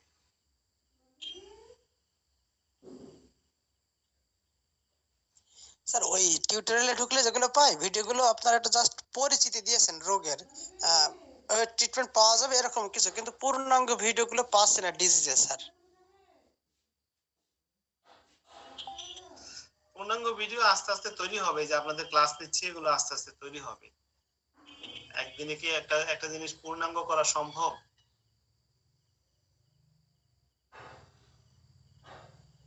আস্তে আস্তে তৈরি হবে ইনশাআল্লাহ। আমি এইখানে আপনাদের কি বলে পেস্ট করে দিলাম লিংকটা, আপনারা কপি করে নিয়ে এখান থেকে কপি করে নিতে পারবেন এই ভিডিওর লিংকটা। এইখান থেকে আপনারা খুব ভালো দেখতে পারবেন। মলম ব্যবহার বা ঔষধ সেবন করার পর রোগটি চলে গিয়ে কিছুদিন পরে আবারও দেখা দিল। আপনি চিকিৎসা নিচ্ছেন, রোগটি চাপা পড়ে আছে, চিকিৎসা বন্ধ করছেন, রোগটি আবারও হচ্ছে। ঠিক এই ধরনের চর্মরোগকে সম্পূর্ণরূপে আরোগ্য করার জন্য হোমিওপ্যাথি। আর এজন্য একজন হোমিওপ্যাথিক ডাক্তারকে কমপক্ষে 4785টি চর্ম লক্ষণ আত্মস্থ করতে হয়, যা অত্যন্ত কঠিন ও মেধা সাপেক্ষ কাজ। আমি এই টিউটোরিয়ালের মাধ্যমে এই কঠিন কাজটিকে সহজে করার কৌশল শেখাতে চেষ্টা করেছি। প্রিয় বন্ধুগণ, চর্মরোগে আক্রান্ত সকল রোগীকে এই টিউটোরিয়ালটি দেখা প্রয়োজন, কারণ এর মাধ্যমে আপনি জানতে পারবেন আপনার রোগের সাথে কোন কোন লক্ষণের মিল আছে, ডাক্তারকে কোন কোন তথ্যসমূহ দেয়া প্রয়োজন, আপনার ডাক্তার আপনাকে সঠিক চিকিৎসা করছে কিনা। বন্ধুগণ, 4785টি চর্ম লক্ষণকে 498টি পরিচ্ছেদ কি নোট বা মূল রুব্রিকে বিন্যস্ত করা হয়েছে। প্রতিটি মূল রুব্রিকের অধীনে 1, 2 বা বহু লক্ষণ ও তার ঔষধ সমূহ বর্ণিত হয়েছে। একটি রচনার কোটেশন সমূহ মনে রাখতে পারলে যেমন সম্পূর্ণ রচনা লেখা যায়, তেমনি চর্মলক্ষণের উপর দখল আনতে হলে অবশ্যই 498টি কোটেশন বা মূল রুব্রিক আত্মস্থ করতে হবে। একজন মুদি দোকানদারের নিকট একটি পণ্য চাইলেই যেমন তার মেমোরিতে পণ্যটির অবস্থান ও মূল্য চলে আসে, ঠিক তেমনি রোগীর লক্ষণ অনুধাবন করার সাথে সাথে ডাক্তারের মেমোরিতে লক্ষণের অবস্থান সম্পর্কে স্পষ্ট ধারণা সৃষ্টি হতে হবে। তাই কথা না বাড়িয়ে প্রথম পর্ব ছবিসহ চর্ম ও তার রোগ পরিচিতির 175টি মূল রুব্রিক উপস্থাপন করছি। এদের মাঝে 1 নম্বর মূল রুব্রিকটি হলো ফোরা অ্যাবসেস। এই বিষয়ে মার্ফি রেপার্টরির ডিজিজ অধ্যায়ে 75টি লক্ষণ রয়েছে। আপনারা দেখতে পাচ্ছেন প্রতিটি লক্ষণের পাশে ঔষধের নাম দেয়া আছে। এভাবে ব্রেস্ট অধ্যায়ে 22টি, লেগ অধ্যায়ে 5টি সহ শুধু ফোরারই 223টি লক্ষণ রয়েছে। আমি বলতে চাচ্ছি ফোরা অ্যাবসেস এই একটি মূল রুব্রিকে অনেক ব্যাপক কিছু লুকায়িত আছে। এবার বাকি মূল রুব্রিক সমূহ দেখি, যা মার্ফি রেপার্টরি স্কিন অধ্যায়ের মূল রুব্রিক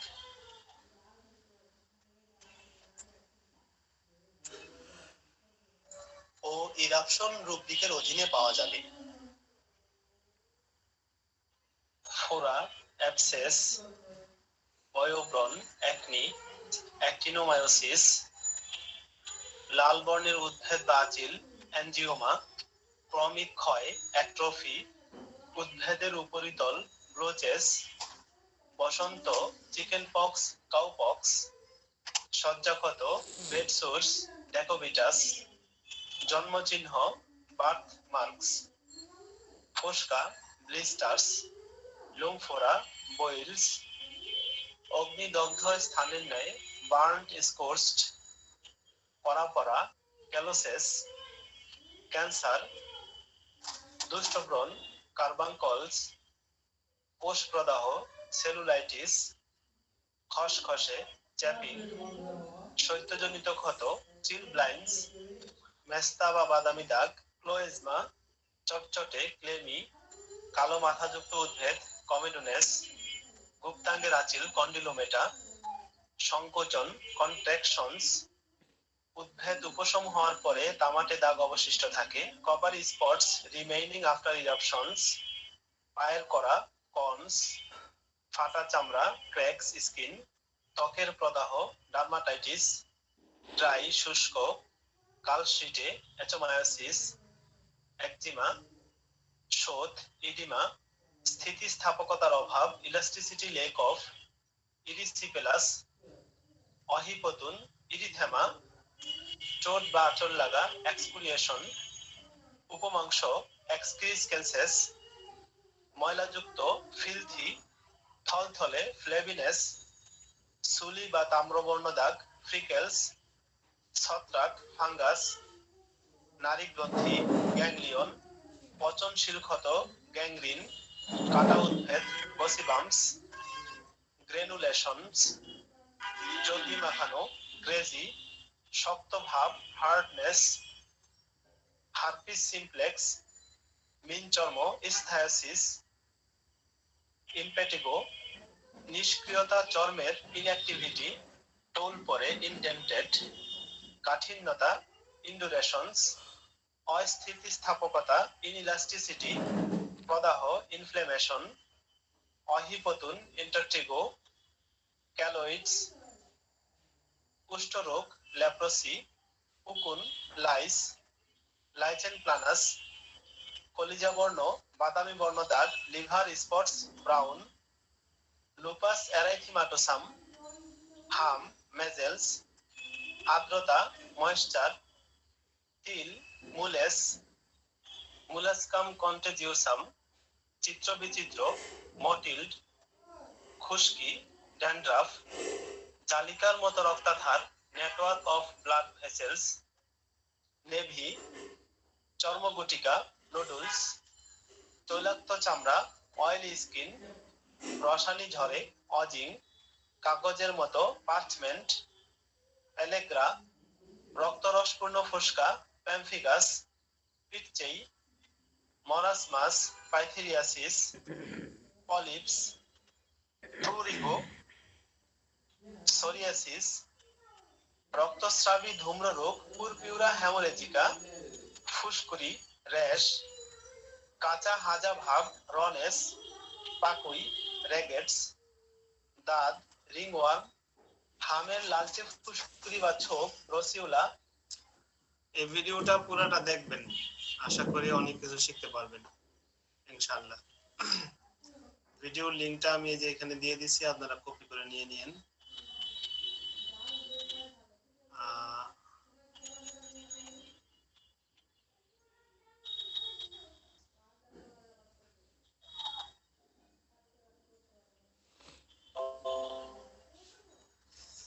যাই হোক, আমরা এখানে ছিলাম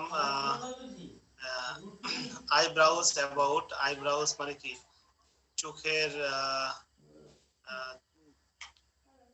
আইব্রোস অ্যাবাউট মানে আইব্রো কাছাকাছি। তারপরে চিক রাইট ডান পাশের গালে। তারপরে mouth corner of, mouth corner মানে এই যে মুখের এই ঠোঁটের কোণা। থাইস, থাইস মানে হলো উরু। সোরিয়াসিস হ্যান্ড ফিঙ্গার্স বিটুইন, অর্থাৎ আঙ্গুলের দুই আঙ্গুলের মাঝখানে সোরিয়াসিস যদি হয় তাহলে আলাদা ওষুধ আছে, ম্যাডোরিনাম। এই যে এইভাবে যদি শিখেন না, তাহলে এখান থেকে কিন্তু আপনারা ম্যাট্রি রেমেডিকাও শিখে যাচ্ছেন। ম্যাট্রি রেমেডিকা মানে কি? ম্যাডোরিনামের কি কি সিমটম আছে তা শিখে যাচ্ছেন। অ্যাঙ্কেল সোরিয়াসিস, অ্যাঙ্কেলস মানে হলো গোড়ালিতে psoriasis. Finger third middle, third middle মানে হলো তাহলে মিডল এটা বুঝাইছে যে মাঝখানের আঙ্গুলের মধ্যে যদি সোরিয়াসিস হয়।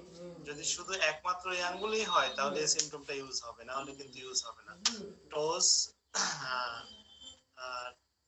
তারপরে টোনিলস, অর্থাৎ পায়ের আঙ্গুলের নখে সোরিয়াসিস হলে ঔষধ মর্গান।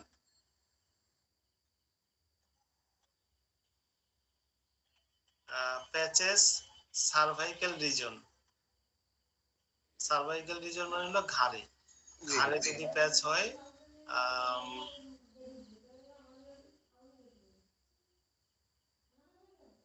পোজিটরোনিয়াম।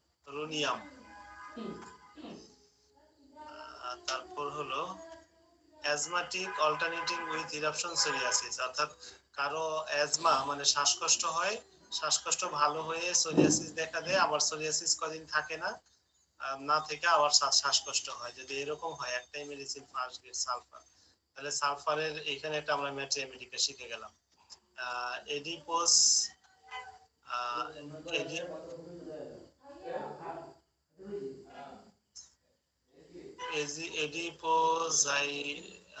এডিপোজাইটাস ইন,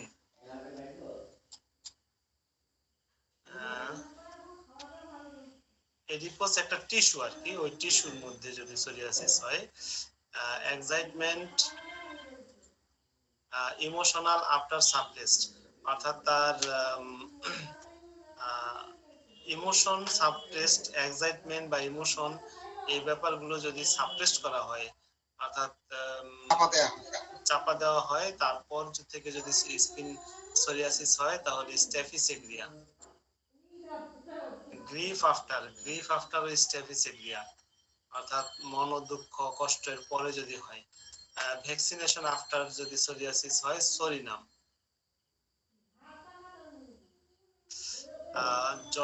তারপরে জয়েন্ট ওভার, জয়েন্ট অর্থাৎ শরীরের যে কোনো জয়েন্টের মধ্যে যদি সোরিয়াসিস হয় তাহলে একটা মেডিসিন স্টেলারিয়া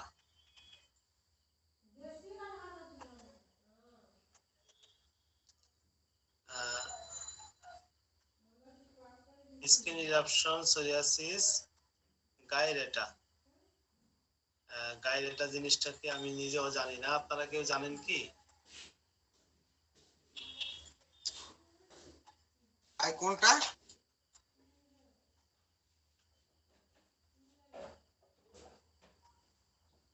লাটে যাবে দেবা বাইরে।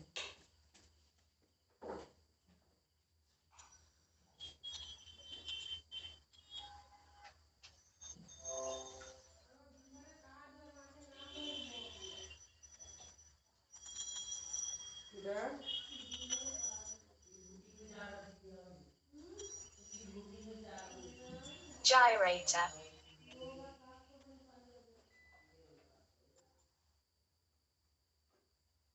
লোকে বলবো একবার হবে, একবার হলো কি কইবে লোক আইবে এই করবে।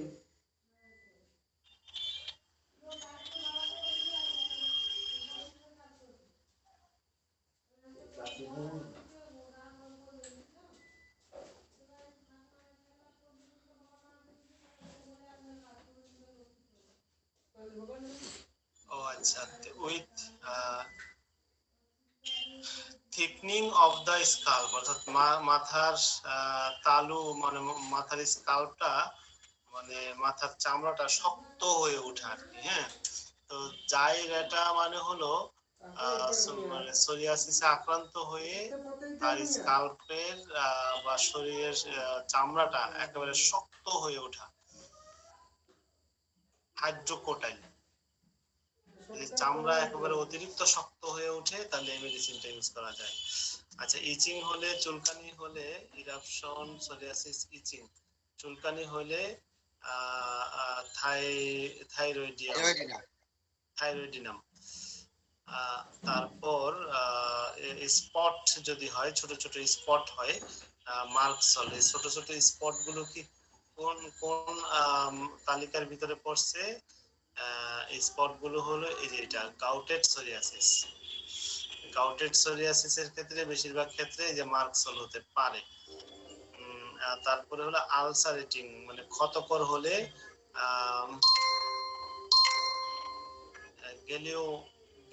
গেলিউম। Psoriasis as in, eruption scaly psoriasis as in, অর্থাৎ স্কেলি মানে হলো আশ উঠে, হ্যাঁ, অ্যাজ ইন মনে হয় যেন সোরিয়াসিস থেকে উঠতেছে, আসলে জিনিসটা সোরিয়াসিস না, বিষয়টা যদি এমন হয়। হ্যাঁ, অ্যাজ ইন বলছে মানে হলো মনে হয় যেন তার সোরিয়াসিস এর মতো করে আশ উঠতেছে, তাহলে ওষুধ আলাদা একটা করে আছে। আর বাকিগুলোতে কোনো মেডিসিন নাই, এরকম শূন্য দেওয়া আছে, এই জন্য মেডিসিন নাই, আর ওইগুলো পড়লাম। এই ছিল আমাদের আজকের সাবজেক্ট। আর আপনারা অবশ্যই অবশ্যই আগামী মানে ক্লাসের আগে এই ভিডিওটা আপনারা দেখবেন, এই স্কিন সংক্রান্ত ভিডিও। এই ভিডিওটা কিন্তু এখানেই শেষ না, অনেক কিছু কিন্তু এখানে বলা আছে। ওয়ান আচিক ওয়াক বৃক্ষ অথবা আইভি লতার বিষাক্ততা, পয়জন ওয়াক অর আইভি, ফুলবিদ্ধ হয়ে বা পোকার কামড় দ্বারা উদ্ভিদের মতো অবস্থা, stings of insects, eruptions like স্তন্যদান করার সময়, ব্রেস্ট ফিডিং ডিউরিং, দন্তোদ্গমের সময়, ডেন্টিশন ডিউরিং, উলের পোশাক। সব মানে আপনারা এই একটা ভিডিও অনুশীলন করেন, চর্মরোগে ইনশাআল্লাহ ফেল করবেন না। একটা ভিডিও অনুশীলন করেন, আপনার মধ্যে কনফিডেন্স অনেক বেড়ে যাবে। মানে একটা অন্তত সাবজেক্ট শিখে ফেললেন, এই একটা ভিডিও অনুশীলন করেন, একটা সাবজেক্ট তো শিখে ফেলেন, চর্মরোগ বিশেষজ্ঞ হয়ে।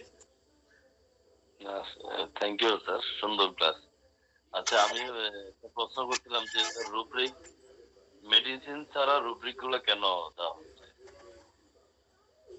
জি, রুব্রিক গুলো মেডিসিন দিলে তো এখানে খেয়ে হারায় যাবে, মেডিসিন দিলে তো মেডিসিন শেষ করা যাবে না। আর এখানে রুব্রিক দেওয়া হয়েছে না,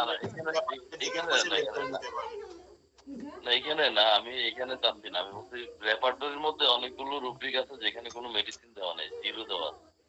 আমি আজকে হোয়াটসঅ্যাপে আচ্ছা আচ্ছা, এইটা হ্যাঁ, এই প্রশ্নটা আপনি আমাকে ইয়ে করছিলেন। আচ্ছা আমরা একটা উদাহরণ দেখি, দেখেন এই যে একটা আছে music, male genitalia, male genitalia music.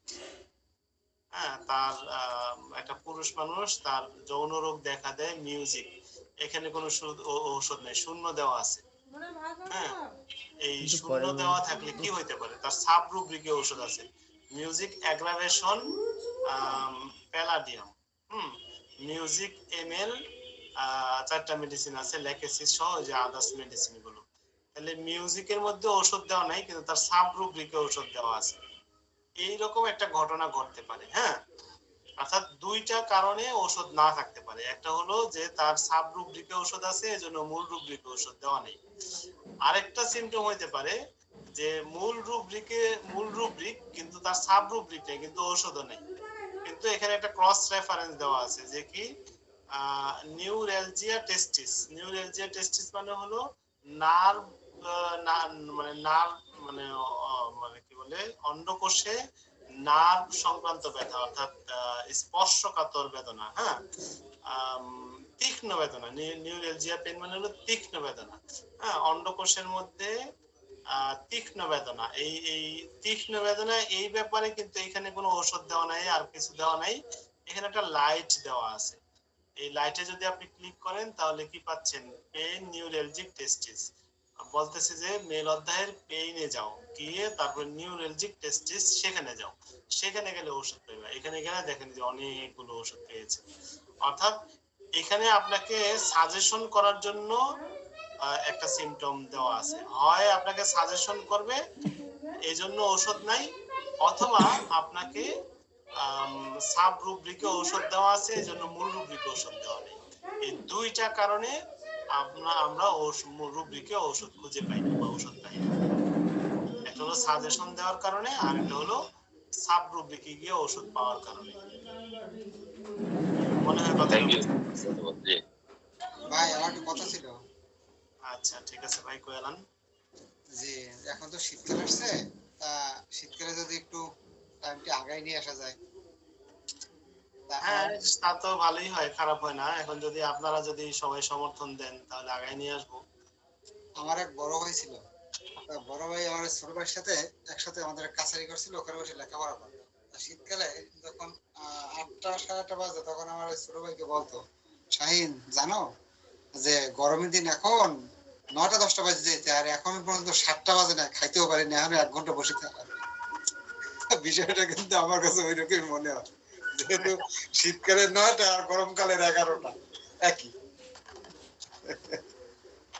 কথা ঠিক, কথা ঠিক। এখন আপনারা যদি সমর্থন করেন ভাই, আরেকটা একটা বিষয় আছে যে আমাদের এক ভাই, যেহেতু আমাদের এটা জেনারেল ক্লাস, ভাই তার বাচ্চার সময় একটা কথা বলছিল, এখানে আমি যে কথা বলছি তো ভাই কষ্ট হইতে পারে, এই জন্য আমি দুঃখিত।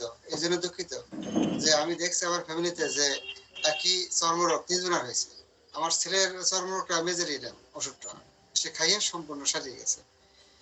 এরপরে আমার দেখা দিল আমার আসলো গ্রাভাইটিস, আমি সেটা খাচ্ছি, আমার মোটামুটি আরোগ্যের পথে। এবার আপনার ভাবি দেখা দিল তার আসলে সিপি। এখন ভাই যদি ম্যাট্রিয়ামেডিকা বা এগুলো একটু ঘাটে, তাহলে দেখা যায় যে একই রোগ একই ফ্যামিলিতে 3 জনের হয়েছে, কিন্তু ওষুধ ভিন্ন ভিন্ন, এবং ভিন্ন ভিন্ন ওষুধই প্রত্যেকের আরোগ্যের দিকে যাচ্ছে। তা এই জন্য ওই ভাই যে স্বল্প সংখ্যক কিছু লক্ষণ বলছে, হয়তো ভাই আরো স্টাডি করতে হবে যে লক্ষণ কিভাবে সংগ্রহ করতে হয়, লক্ষণের বৈশিষ্ট্য কি, একটা লক্ষণের কতগুলো বৈশিষ্ট্য থাকলে লক্ষণটা পরিপূর্ণ হয়, একটু স্টাডি করলে হয়তো সে জবাবটা পাইয়ে যাবে। হয়তো আমার কথা কষ্ট পেতে পারে, কিন্তু পরে তার এটা ভালো লাগে। এই জন্য তার যেহেতু বাচ্চা, আমি তো সেন্সিটিভ জায়গায় একটু তার কষ্ট দিয়ে ফেলাইছি, এই জন্য আমি দুঃখিত। না, এখানে আমিও দুঃখিত, কারণ আসলে উনি ক্লাসের মাঝখানে এত উৎসাহ নিয়ে বলছে যে ওনার 2 কথা শুনে যেন আমরা ওষুধের না একটা নাম বলে দিতে পারি, কিন্তু আসলে বিষয়টা যে হোমিওপ্যাথি বিষয়টা যে এরকম না, এবং উনি একজন ডাক্তার, এবং ডাক্তার হয়ে যে এইভাবে প্রশ্ন করবেন বাচ্চাদের মতো, এটা আসলে মানায় না। হ্যাঁ, এটা বাচ্চাদের মতো প্রশ্ন করবে যারা ফার্স্ট ইয়ারে পড়ে, সেকেন্ড ইয়ারে পড়ে, কিন্তু উনি একজন পাশ করা ডাক্তার হয়ে কিন্তু এই ধরনের প্রশ্ন এইভাবে করতে পারেন না। তো এই জন্য হয়তো কথাটা একটু, অর্থাৎ যার জন্য যে এরকম উত্তর রাখে ওই রকম উত্তর চলে আসছে, কিন্তু আসলে এইভাবে বলা উচিত হয়নি, আমারও হয়নি, আপনারও হয়নি। যাই হোক, তারপরে না বললেও কিন্তু ওনার মধ্যে সেই যে ডাক্তার এই অহংকারটা থেকে যাবে। উনি যে ডাক্তার না এই বিষয়টা ওনাকে বুঝতে হবে। উনি পাস করছে, একটা সার্টিফিকেট পাইছে, কাগজ পাইছে, ঠিক আছে, কিন্তু ওনাকে ডাক্তার হতে হবে। এবং এই মানে অর্থাৎ মানে ওদেরকে, অর্থাৎ যারা এইরকম অতিরঞ্জিত ডাক্তার তাদেরকে চোখে আঙুল দিয়ে বুঝাই দিতে হবে ভাই তুমি ডাক্তার না। হ্যাঁ, এটা একটা প্লাস পয়েন্ট দরকার আছে। তবে ভাই ক্লাসটা আমাদের আগে দেয়া যায়, উনি যদি একটু ভালো করে ক্লাসটা আগে নিয়ে যায়, 9টা থেকে করা যায় স্যার। আচ্ছা, আমরা 9টা থেকে যদি ক্লাস নেই তাহলে আপনাদের কারো কোনো আপত্তি আছে কিনা?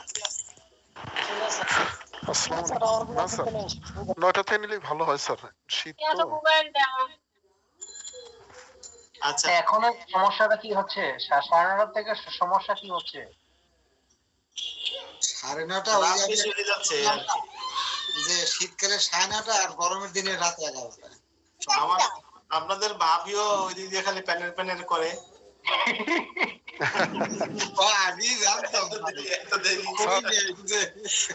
স্যার 9টা করলেই ভালো হয় স্যার।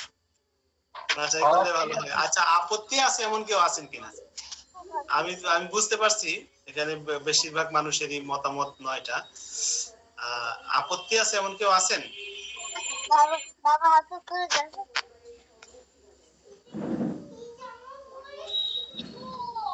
স্যার 9টা হলেও ঠিক আছে, কিন্তু আর একটু আগালে আমার জন্য একটা সমস্যা। তবে স্যার আমি একটা কথা পরিষ্কার করতে চাই, সেটা হচ্ছে আমার একার জন্য এখন 8:30 করা যায়, মানে দেখা যাচ্ছে যে 7:15 জামাত। 8:30 করা যাবে না, আমাদের পেশেন্ট আসে, পেশেন্ট দেখতে হয়, আমরা 8টা পর্যন্ত সময় দেই, কিন্তু রোগী 9টা পর্যন্ত আমরা দেখি। 9টার আগে আর আনা যাবে না, 9টা পর্যন্তই থাকতে হবে আর কি। স্যার আরেকটা বিষয় কি স্যার, এই ক্লাসগুলো যদি রেকর্ড দেওয়া হতো তাহলে আমরা পরে দেখে অনেকটা উপকৃত হতে পারতাম। ইদানিং রেকর্ডিং ক্লাস মনে হয় পাচ্ছি না। হ্যাঁ, রেকর্ডিং তো পরশু দিনেরটা দিয়েছি, গতকালকেরটা দেইনি, আজকেরটা দিব ইনশাআল্লাহ। জি স্যার, মানে এইগুলো দেখলে কি, মানে একবার তো আমরা ক্লাস করতেছি, একটা অনেক ভালো দিক। যদি এই ক্লাসটা যদি আরেকবার 2-3 বার দেখার সুযোগ হয় তাহলে অনেক উপকৃত হব। আপনারা এই যে ইউটিউবের যে ভিডিওটা, এটা অবশ্যই দেখবেন, এটা আপনাকে অনেক জ্ঞানী বানায় ফেলবে ইনশাআল্লাহ। এবং কয়েকবার দেখবেন, কয়েকবার, অন্তত কম করে হইলেও 20 বার দেখবেন। হ্যাঁ স্যার ইউটিউবের ভিডিওর ব্যাপারে আমার একটা কথা আছে। সেটা হচ্ছে যে আমরা যে ক্লাসগুলো করি, ওই ক্লাসগুলো একটা ক্লাস ভাঙা অনেকগুলো করে তারপরে ইউটিউবে ছাড়া হয়। মানে ইউটিউবে একটা ক্লাসের ভিডিওর জন্য অন্তত 10টা ভিডিও দেখা লাগে, একটা ঝামেলা আর কি। স্যার এটাতে কিন্তু একটা সুবিধা আছে, কারণ একটা স্ক্রিন সংক্রান্ত যে ভিডিওটা এখন দেখাইলাম আপনাদের, এই ভিডিওটা দেখেন অন্তত 20 বার, তাহলে একটা রোগ সম্পর্কে তো আপনার একটা পরিষ্কার ধারণা হবে, তাই না? অন্তত একটা সাবজেক্ট, মানে স্কিন কিন্তু একটা খুব গুরুত্বপূর্ণ সাবজেক্ট, অনেক বড় একটা সাবজেক্ট। একটা সাবজেক্ট যদি আপনারা খুব ভালোভাবে পারেন, হ্যাঁ, আপনার মধ্যে একটা বিশাল একটা কনফিডেন্স তৈরি হবে। হ্যাঁ, অন্তত একটা সাবজেক্ট ভালোভাবে শিখেন, অন্তত 20 বার এই ভিডিওটা দেখেন, দেখে একটা সাবজেক্ট ভালোভাবে শিখে ফেলেন। শিখে ফেললে একটা ভালো একটা কনফিডেন্স তৈরি হবে। তাহলে ইনশাআল্লাহ স্যার। জি স্যার, ওই যে কথাটা বলছিলেন, অন্যরা বলছিলেন যে ভিডিওর ব্যাপারটা, আপনি বলছিলেন যে এই ক্লাসগুলোর ভিডিও একটা ফোল্ডারে আছে, তো কিছু পাই আর কিছু পাই না। আমি জানতে চাচ্ছিলাম ফোল্ডারে আছে, সবগুলো পাবো স্যার? আস্তে আস্তে সবই পাবেন, এখন থেকে রেগুলারই দেওয়া হবে। ক্লাস তো মাঝখানে আমাদের ড্রপ গেছে না, এই জন্য পান নাই আর কি, এখন থেকে সবই পাবেন। আর আরেকটা বিষয় হলো, আমরা তাহলে আজকে কয় তারিখ? আজকে হলো 8 তারিখ না? আগামী 16 তারিখ থেকে ইনশাআল্লাহ আমরা 9টায় ক্লাস নিই, এবং এই কয়দিন প্রতিটা ক্লাসে আমরা ঘোষণা দিব যে 16 তারিখ থেকে 9টায় ক্লাস। তাহলে হঠাৎ মানে শিক্ষার্থীরা কিন্তু হয়ে যাবে, মানে বিভ্রান্ত হয়ে যাবে। এই জন্য আমরা প্রতিদিনই বলবো যে আগামী 16 তারিখ থেকে 9টায় ক্লাস। আর আমি যদি না বলি আপনারা বলে দিবেন, ক্লাসে মনে করাই দিবেন, ঠিক আছে? তখন একটা মানে আমাদের শিক্ষার্থী যারা আছে সবার মধ্যে একটা ধারণা সৃষ্টি হবে যে 9টায় ক্লাস।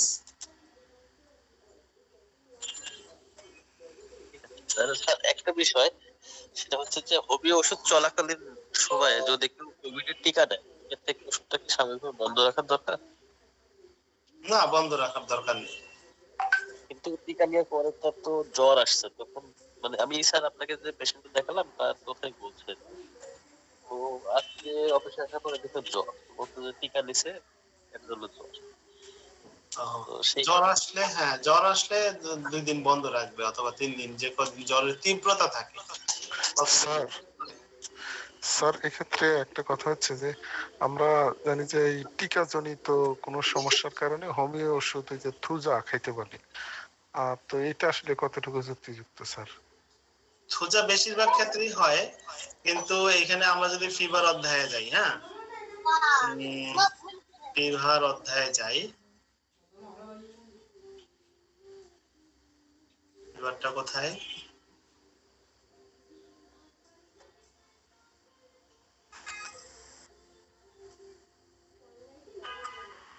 ফিভার, হ্যাঁ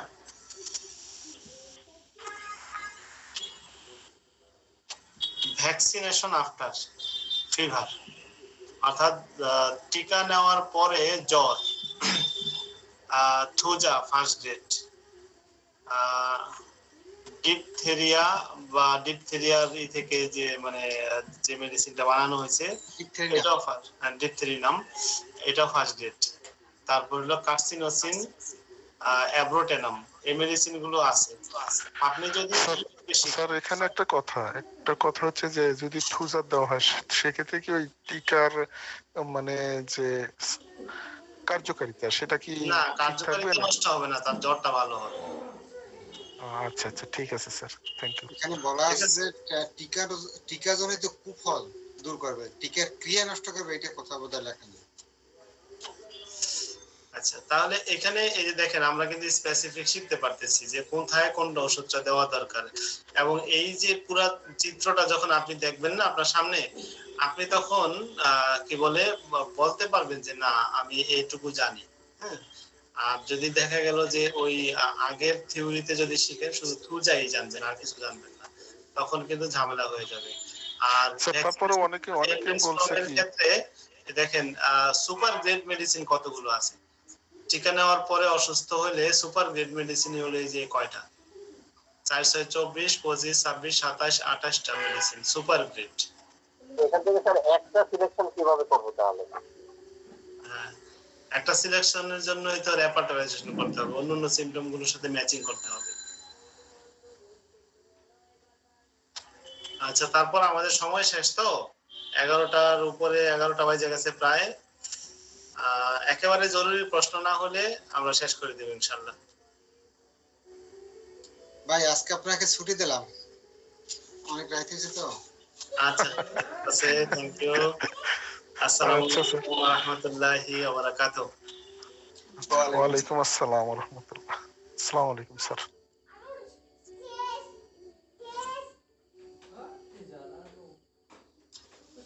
জাহিদুল ইসলাম ভাই, হ্যালো জাহিদ ভাই। জাকির ভাই, জি কি আমাদের জি আমি মাহমুদুল হাসান বলছিলাম। জি ভাই বলেন। আপনাকে আমার একটু দরকার আছে ভাই, আপনার মোবাইল নাম্বারটা একটু দিবেন। তো বহু দূর। কোথায় দূর বলেন, কত দূর? আপনি আছেন সেই কোথায় সাতক্ষীরা না ঝিনাইদহ বাগেরহাট? ঝিনাইদহ তো আমি তো সুস্থ ছিলাম তো রেগুলার যেতাম। আচ্ছা, আর আমি হচ্ছি সিরাজগঞ্জ। সিরাজগঞ্জ না, ওই পথে আমি এখন মধ্যে হাঁটিনি। তো যাই হোক, পথে আসার দরকার নাই, অনলাইন তো আছেই ভাই, সমস্যা নেই। না অবশ্যই অনলাইন তো থাকবেই। তো আপনার ফোন নাম্বারটা আমার একটু দরকার। আচ্ছা নেন। জি ভাই বলেন। 01939 01939 346 346 772 772 01939346772 ঠিক আছে ভাই? জি জি বসি ভাই। ওই আজকে আমাদের এই ক্লাসের ভিতরে ওই বাচ্চা নিয়ে কথা বলছিল, কি তার নাম কি জানেন আপনি? নামটা বললে স্যার খেয়াল করিনি। আসলে কথাটা বলা ঠিক হয়নি, কারণ হচ্ছে ভাই তো আবার পাশ করা ডাক্তার, তার তো বুঝতে হয়, কারণ হচ্ছে বাচ্চা কাচ্চাদের ওষুধ সিলেকশন খুবই টাফ। ওইভাবে ওইসব ভাষা লক্ষণ দিয়ে কোনো ওষুধ হয় না। আর সালফার কোনো সময় বাহ্যিক প্রয়োগ হয় না। সালফার বাহ্যিক প্রয়োগ করলে আপনার লক্ষণগুলো চাপা পড়ে যাবে। বাহ্যিক প্রয়োগ করা কোনগুলো যায় সেগুলো আলাদাই আছে, তালিকা আছে। চিরঞ্জীব বাবু কিছু বলবেন? ভাই আপনি তো মানে আপনার কথা যখন শুনি তো আসলে মানে অনেক উৎসাহ পাই এজন্য যে আপনার কথার স্পিড এবং আপনার নলেজ লেভেল মানে আপনাদের মতন যারা এই পথে হাঁটছি বা শেখার চেষ্টা করছি তাদের জন্য অনুপ্রেরণা। তো আসলে মানে এটা দুঃখজনক ভাই, ওই হয়তো সবার মধ্যে বলেছেন হয়তো ওনার খারাপ লাগতে পারে, কিন্তু কথাটা কিন্তু সত্য কথা। উনি আসলে একজন পাশ করা ডাক্তার হয়ে কিন্তু এভাবে কথাটা বলতে পারেন না, আরো বিশেষ করে উনি বাচ্চা সংক্রান্ত। এটা সালফার উনি পানিতে মিশিয়ে বডিতে দিচ্ছে, এটা তো কোনো অন্তত আমার ক্ষুদ্র যতটুকু পড়াশোনা আমি কোথাও এভাবে পাইনি। উনি আমি প্রত্যেকে আমি এই পদ্ধতিটা কোনোদিন শুনিও নাই যে হাতের সাথে মালিশ করে। সালফার কিন্তু বাহ্যিক প্রয়োগ করে না, বুঝছেন? বাহ্যিক প্রয়োগের জন্য যে কটা মেডিসিন আছে বা আপনার বেজিলিনের সাথে মিলিয়ে দেয়, সালফার কিন্তু তার ভিতরে নাই। আর সালফার যখনই বাহ্যিক প্রয়োগ করবেন তখনই চাপা পড়বে। যখন একটা লক্ষণ আপনার উন্মুক্ত থাকে, মানে বিকশিত থাকে বা প্রস্ফুটিত অবস্থা থাকে, তখন যদি সেটাকে আপনি চাপা দিয়ে দেন তখন ওই লক্ষণটা ভিতর দিয়ে অনেক ক্ষতি করে। ওই যে আমি বললাম না যে আমার ফ্যামিলিতে যে চর্মরোগ, 3 জনের 3টে ওষুধ। এখন এটা বুঝতে হবে 3টে ওষুধ কেন আসছে। টোটালিটি অফ সিমটম, বিষয়টা হলো যে আপনার ব্যক্তি প্রত্যেকের কনস্টিটিউশন আলাদা, প্রত্যেকের মন মেজাজ জেনেটিক্যাল গঠন সব আলাদা, সুতরাং একই ওষুধ প্রত্যেকের ক্ষেত্রে হবে এটা তো ভাবা যায়। এই জন্য ওষুধ কোনটা আসবে সেটা ওই ব্যক্তি বলে দেবে তার লক্ষণ দিয়ে, আমি কিচ্ছু বলবো না। কারণ কি কোন ওষুধ দরকার সেই ওষুধে একেবারে কি বলে মানে জীবন বৃত্তান্ত ওই রোগীর ভিতরে থাকে এবং সে প্রকাশ করবে যে রোগীর লক্ষণ দিয়ে প্রকাশ করবে যে আমি এই ওষুধটা চাচ্ছি। আপনাকে সেই লক্ষণগুলো কালেকশন করে আপনি টোটালিটি ভিত্তিতে ওষুধ দেবেন, দেখবেন যে তার ওই লক্ষণ দূর হয়ে যাবে। হোমিওপ্যাথিকের মূল কাজ হচ্ছে লক্ষণ যেটা আসবে সমলক্ষণে ওষুধ দেবেন, লক্ষণগুলো দূরীভূত হয়ে যাবে, তার মানে আপনি মানে কি করবেন। কিন্তু ওই ভাই যেভাবে প্রশ্ন করলো কিন্তু ওইভাবে আসলে প্রশ্ন ঠিক নেই, এত একটা বড় প্ল্যাটফর্মে বোকামির মতো হয়ে যায়। হয়তো বা উনি একটু আলোচনা সংক্ষেপ করতে গিয়ে খুব তাড়াহুড়ো করছেন, তারপর ওই মানে কথাটা শুনেই বোঝা গেছে যে আসলে ওনার মানে এই বিষয়ে স্টাডিটা যথেষ্ট পরিমাণ কম, এটা বোঝা গেছে। আর এই প্ল্যাটফর্মে তো এইভাবে মনে করেন হাতুড়ে ডাক্তার মতো তো টপ করে মেডিসিন বলা সম্ভব না। হ্যাঁ সম্ভব আছে। আমি যে কলেজে লেখাপড়া করছি ওই কলেজে টিচার আছে, সে একবার ফার্স্ট ইয়ারে বললেই তাকে ডাক্তার বানাই দেয়, বুঝছেন? মানে সে ওই টোটকা মেডিসিন এটা সেটা অমুক সময় গিয়ে সে নাম টাম বলে একেবারে ফার্স্ট ইয়ারে তার প্রথম 3 মাসের ভিতরে ডাক্তার বানাই দেয়। ডাক্তার হওয়া তো ভাই অত সহজ না, যখন প্র্যাকটিক্যাল যাবেন। এই যে ভাই বললো স্যার ডাক্তার স্যার, জি স্যার আমার একটা প্রশ্ন ছিল স্যার। জি সামিল কবির, হ্যালো। হ্যাঁ প্রশ্ন করেন ভাই, আমরা সবাই শুনছি। জি স্যার, ওই আমার নিজের একটা সমস্যার জন্য, সেটা হচ্ছে আমার পায়ে বাম পায়ের আঙ্গুলে বুড়ো আঙ্গুলে একটা ফোড়া হয়েছিল, তো এখন গেলে গিয়েছে এবং একটা ঘা পর্যায়ে আছে, সেখানে পোস্টজ শেষ হয়ে গেছে কিন্তু ঘা হয়ে আছে। এখন এই ঘাটা শুকাবার জন্য কোন স্পেসিফিক ওষুধ বলা সম্ভব কি স্যার?